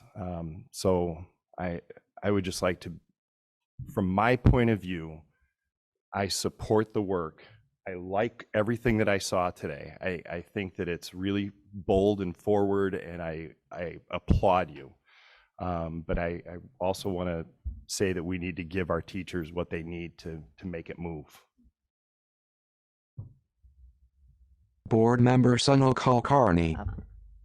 Did the teachers think some of these changes are harder than others, or were they all kind of at the same level? Yes. It really depends on what a teacher's doing now. I know that sounds kind of simplistic, but we have some teachers currently using and have been using maybe their whole careers an equidistant scale, so it's not a big leap for them. In other cases, there may be a particular piece of it, there may be a different piece for different teachers. It represents a deep philosophical change. Some teachers, including myself for a long time, had a hard time getting over the fact they have to give credit for somebody who did nothing. Right? I still think that's philosophically the most correct, but I also think that what we've come up with is understandable and also philosophically tenable to me, right? But I had to come to terms with that over time. So yes, it'll vary a lot from teacher to teacher. Some of these things are really easy bars, low-hanging fruit. Others, some people are going to be dragged across the finish line. Some might just retire before they have to. Add that Gusky would say when he talks about the process, beliefs in this case with grading change after practices, which was the purpose behind the pilot program, is that we wanted people who were interested and excited about it to try it out, so that way we could create that buy-in and then also figure out some of those things of what we would need to do to support teachers before we implemented it district-wide. So that was something that we really thought about. If we're troubleshooting, let's troubleshoot on a smaller basis rather than on a district-wide basis all at once. That's a good point. Maybe the last thing to say there is that when we visited the board a couple of months ago, it was clear when talking to you, this idea of consistency within course teams, right? Like that there's no teacher lottery issue here. Like this kid's experience models this kid's experience in the same course, which is understandable. And I think most teachers are like, yeah, I get it. But the reality is that as we figured out through this process, grading is a deeply personal thing, and teachers all have their own kind of idiosyncrasies and beliefs about how to do that. And so now when we say, oh, and by the way, you, and you all have to do it the same, that's difficult. And understandably, like there's no condemnation there. That's just what it is. That's difficult. And especially if I'm in 3 course teams and they all now are deciding to do things maybe a touch different. Now my system, which I thought was best for me for 25 years, I have 3 different ones and none of them look like the one that I did for 25 years. So I think we're wise to, we're wise to recognize that when we're asking teachers to do these things. That's why I said bold. Yeah. Board President Lisa Hassel. Any other questions for the team? Actually, I have one more when it came to redos or reassessments. There is a lot of variability that can exist class to class as to what does the retake mean, how much of the grade can you earn back. I hope you're going to look into some of those practices as you go. Sometimes you get 50% of your grade back. Sometimes you get, I'm sure our students will have all the different variations. Is there going to be some effort to look at making that a little more predictable, let's just say? Well, we'll be collecting feedback from all the pilot participants in all of the parameters, and reassessment is one of them. So we will be digging into all of that when we decide here are the things that we heard a lot about. So we need to come back and readdress and make updates and changes for when we go district-wide. So we hope that we get as many participants as possible, because it is through them that we're going to get the most valuable feedback so that we can set something in place that is going to be what is going to be well received and needed for all of our students. I think one important point to clarify also is the assessment that we're planning to do from the pilot teachers as well as the students and parents.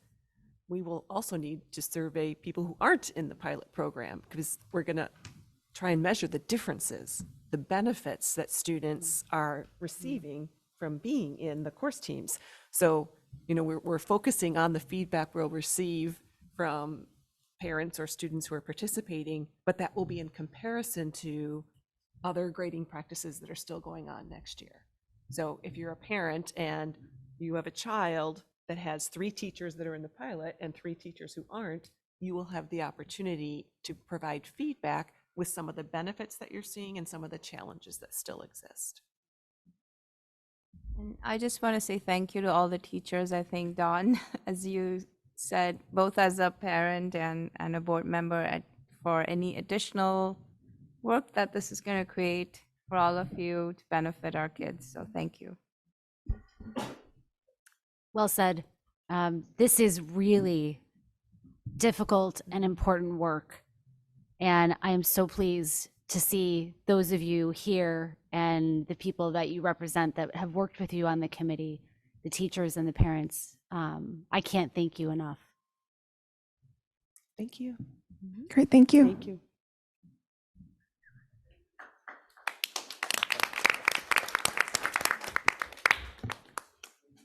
Board President Lisa Hassel.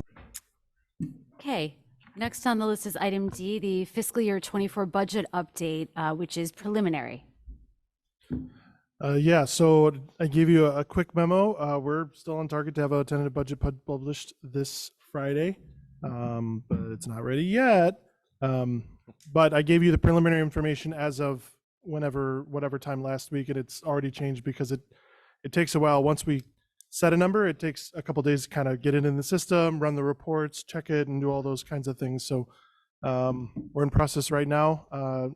So still on target to do that. So we're almost wrapped up with our decisions. We've made good progress. So I'll when I publish the tentative budget, I'll give you a much more comprehensive update that's very specific into a lot of notes there, but this was just a really big overview to give you a sense of where we're at. I think these reports are very helpful, as well as your description of what the report is and how it's different from the other ones. Although the format doesn't look any different, I know you're pulling this either from a different platform or a different system. So Skyward is our system. That's what the reports usually look like. I think they're not very pretty to look at. And so usually what I do is I download the data and I put it in a Google Sheet and I make it prettier. I'm not doing that because that's very time intensive. And so I'm just trying to lean into using the system we have, even though I know it doesn't look quite as nice as I want it to look. Well, but I think all the information is there. I think for the preliminary report, that's absolutely appropriate. And while we do appreciate your very pretty color graphs that make it very digestible for us and members of the community, I think it's very nice to see this preview. Do we have any observations or questions that we want to discuss about this? Dan had answered mine earlier. I asked about the decrease in federal sources, just to confirm that that's the loss of the COVID relief funds. And just one It thing was I a big need to enough make, number to sorry. stand out. No, go ahead.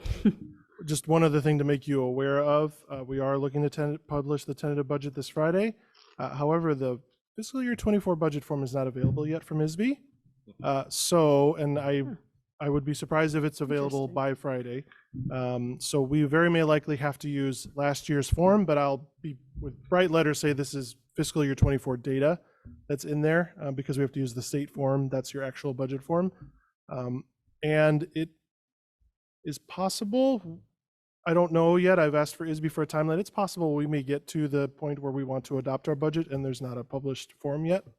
Because not only do they have to publish it, but then Skyward, it takes a few weeks for Skyward to program it into their system. So stay tuned on the actual budget form, but the numbers will all be there. Yeah, and our timeline, the state form is not going to be the tail wagging the dog. We are going to observe the timeline that you have set out and continue to improve on these last few years. So thank you.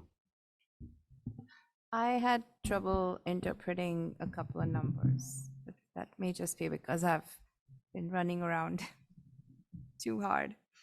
But I'm looking at your prelim review, revenue and high expense, high summary operating funds.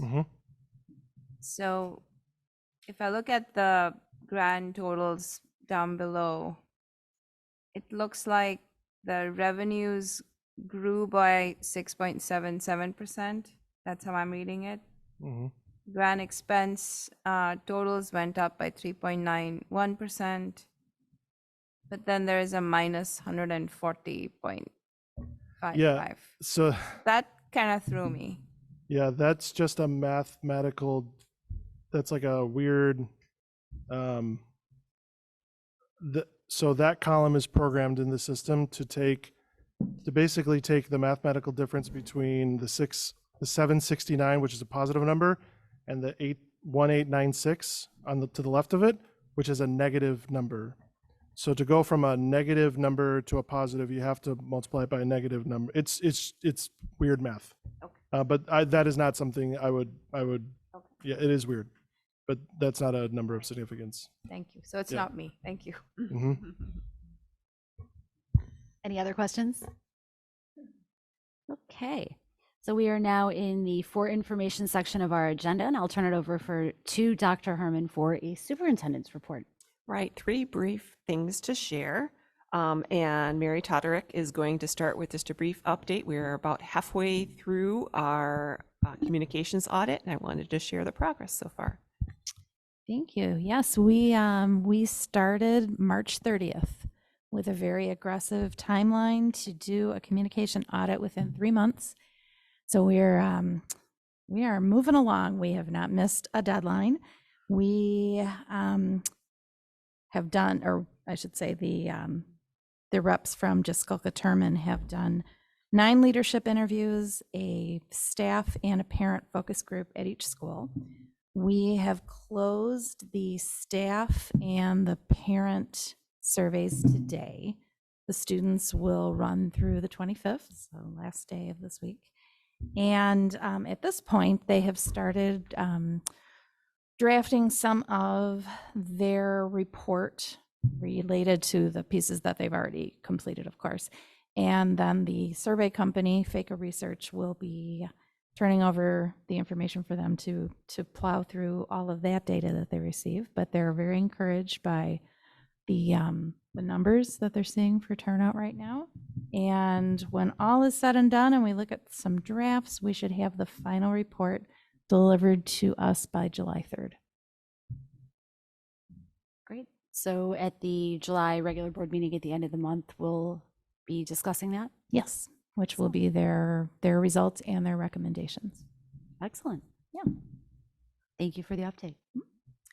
Next up, I just wanted to share with the board. I know I gave a presentation at the May 8th meeting acknowledging staff morale and then talking about some of the action plans that we had scheduled. I copied you on the email, but we did follow up with the staff, again, sharing the recording that was presented as well as the slides. Then I also expanded on each one of the action steps that would be moving forward to, again, try and get more feedback in real time and to try and make sure that the needs that staff expressed were explicitly being met. One of those things was asking for volunteers to serve on a staff wellness and morale committee, and already have some people volunteering for that.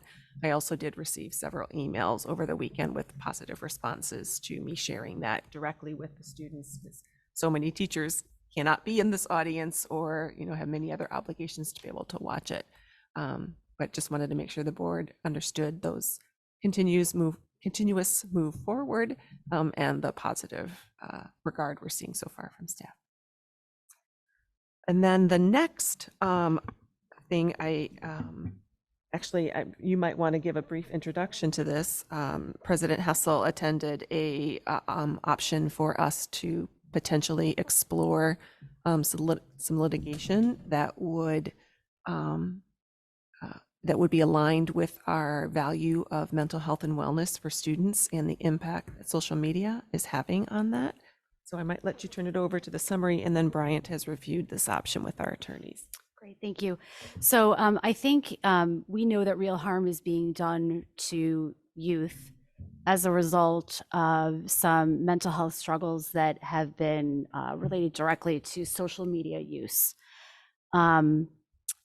So under the public nuisance theory, there is a federal suit that is being filed in the U.S. District Court of California against Meta, Google, TikTok, and Snapchat. Those are the initial defendants. There are potentially others. We know that the social media companies have acknowledged that they're in the business of addiction. And a Meta whistleblower testified that they accomplish the addiction through the use of algorithms, and they make money by how long a user is on the platform.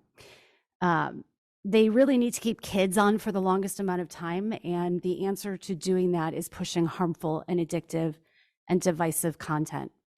So the mental health crisis that has been created by the willful harm to our youth, a lot of it is on the school districts, the public schools, to address the mental health concerns. And there is some real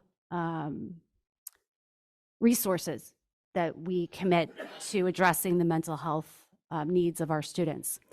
Some of the examples, body image content being pushed to young females that have been directly linked to eating disorders and suicide. And not only is there willful harm being done, but there's also a failure to warn consumers about the known risks, not just about their algorithms' content, but they also, in many cases, have refused to take user-posted content down. So if there's bullying going on or threats being made, there really isn't any way to force the companies to take that content down. So this is not a class action suit. It's a multi-district litigation. It's very similar because every plaintiff files together. It's not a class action, but it gives you a seat at the table if there's a potential settlement, not grouped like a class suit. So I won't bore you with all of the details, but the national firm that is leading the suit is the same one that just successfully sued Jewel for hundreds of millions of dollars. And this case is patterned legally after that suit. The structure of the MDL is considered affirmative action taken by the defendants, which means that the potential immunities by the defendants are not relevant. It's a better vehicle than a class action. And more than monetary relief, this suit is looking for injunctive relief so that the defendants would be forced to address the mental health issues that their algorithms are creating, to actually change the algorithm and not push harmful content, to do real age verification, which they are not doing now, to offer 3 facets of parental controls. Time.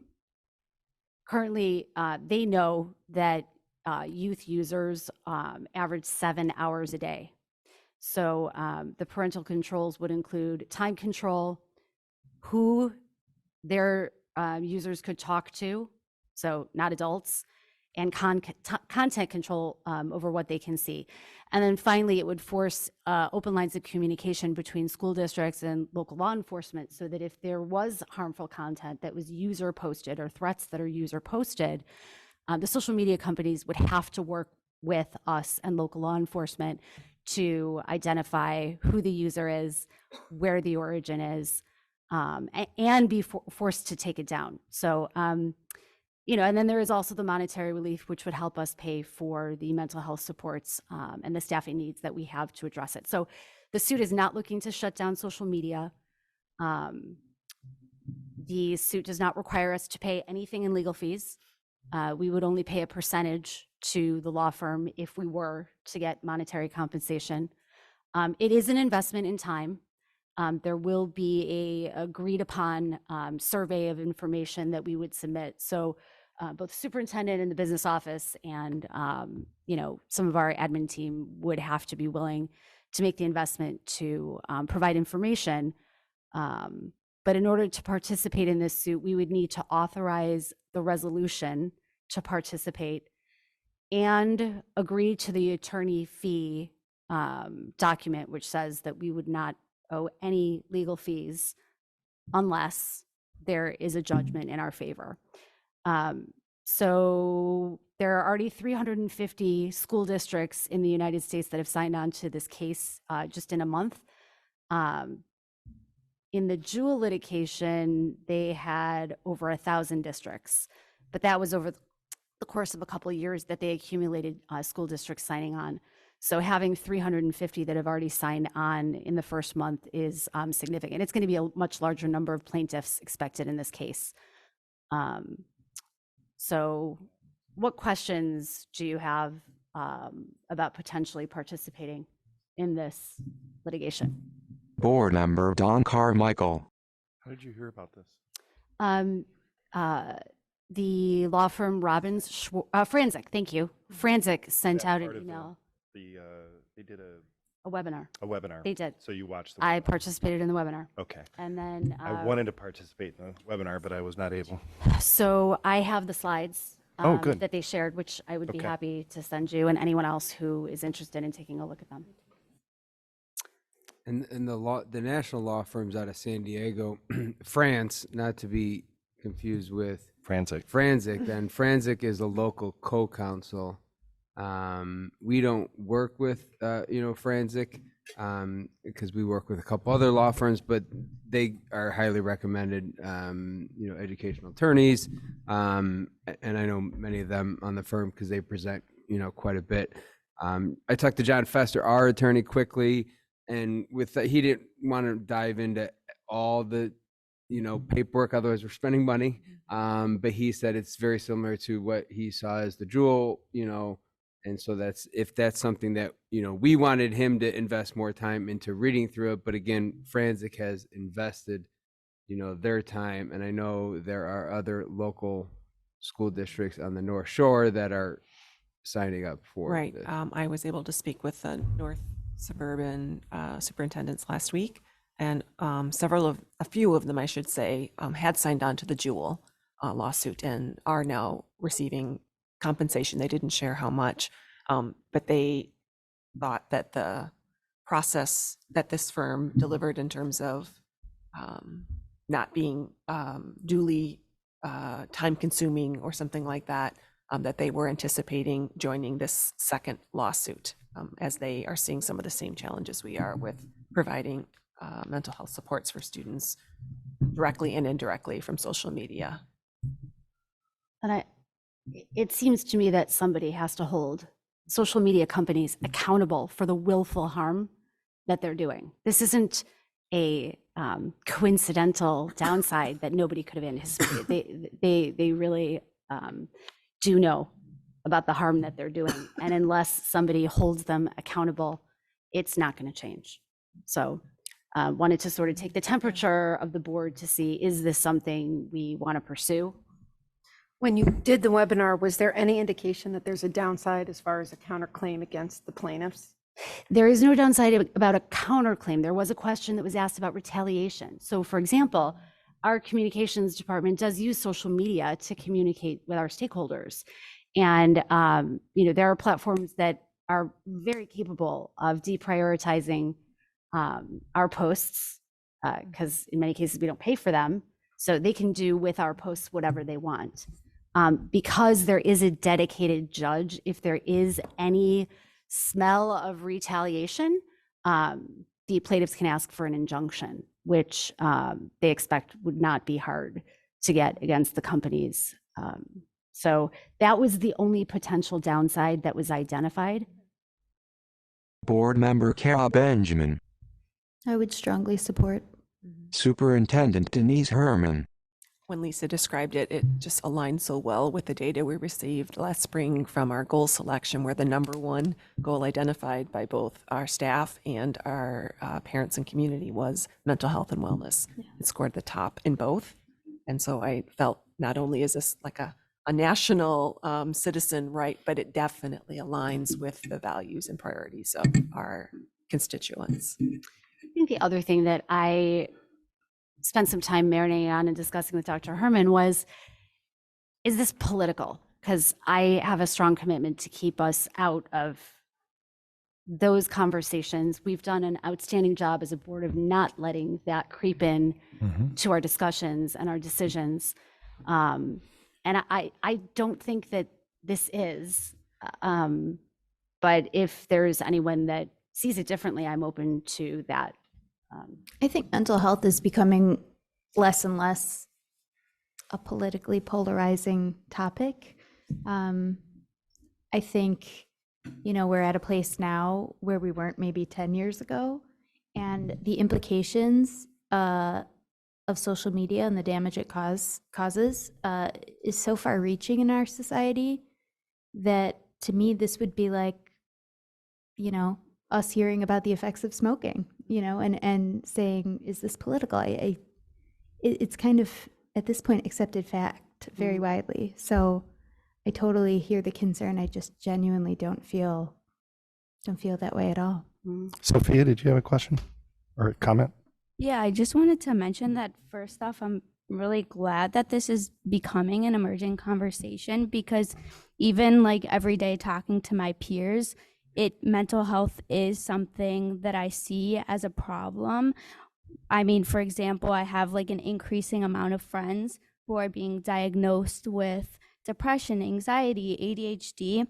A couple months ago, I ran across this study by the same whistleblower from Facebook/Meta, and the research revealed that 1 in 3, I believe it was 1 in 3 girls who are consistently being exposed to Instagram content are experiencing depression or body image issues, which is very telling. And I think that as a school, we have to be responsive to that, because at some point it can interfere with one's ability to thrive academically. That's a good point. Thank you.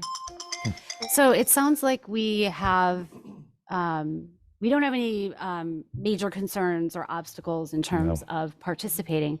So I'm wondering from an admin perspective, how you would feel about putting this on the June meeting schedule as an action item to, I don't think we have to vote. I think we have to come to consensus on the resolution. Is that correct? Procedurally? You'll need to vote on the resolution. We would, it would be an action item to vote on. Cara, did you have a question? So I want to make sure, so the attorney, if there is recovery, the attorneys receive 25% plus fees, expenses, and time. Correct. Right? So, and then the districts separate or portion out the remainder of any monetary reward. That's correct. Okay.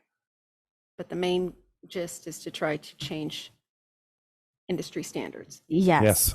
That is correct, because they have experimented on our kids and nobody knew what the result of the experiment was going to be. But now we know.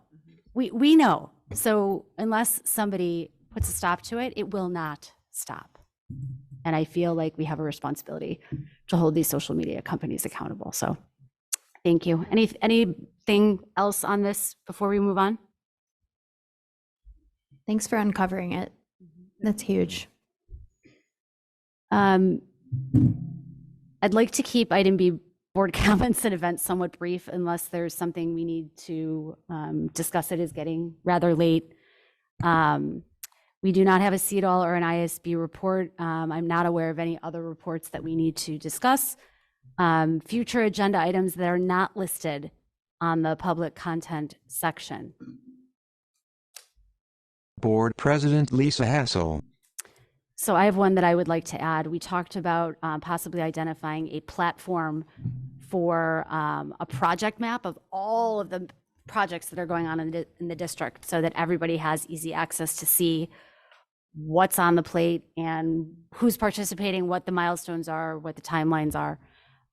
So if we could have that for committee next. We have the content. It's been a lot time consuming to find the right tool, but we will be ready to bring maybe a few samples for the board to view and give us feedback on. Will that include how much professional development time you estimate each one of these projects would require? Yes, that would be one of the sort of layers of it. It would be one of the things that we talked about was on our action plan, there's work that committees are doing that's sort of behind the scene. Then there's actual implementation of changes that might really hit the classroom or teacher practice. And then there's that third layer of professional learning. Okay. So we'll map all three layers. Thank you. Any other future agenda items? Okay, then if we could have a move to convene in closed session for the purpose of discussing employment of an employee under 5 ILCS 120/2C1 and collective negotiating matters 5 ILCS 120/2C2. Carmichael, so moved. Rooney, second. Roll call, please. Kulkarni. Aye. Rooney. Aye. Benjamin. Aye. Carmichael. Aye. Drumkey. Aye. Hessel. Aye, we are convened at 10:18. We will take a 5-minute bio break, and I am grateful to everyone for your stamina that was required to get to this point in the evening. The board adjourns to executive session. Board President Lisa Hassel. May I have a motion and a second to return to open session, please? Carmichael, so moved. Benjamin, second. All in favor say aye. Aye. Any opposed? Motion carries. We are convened in open session. May we have a motion and second to adjourn? Drumkey, motion to adjourn. Rooney, second. 10:47, we have a motion and a second. All in favor say aye. Aye. Any opposed? We are adjourned.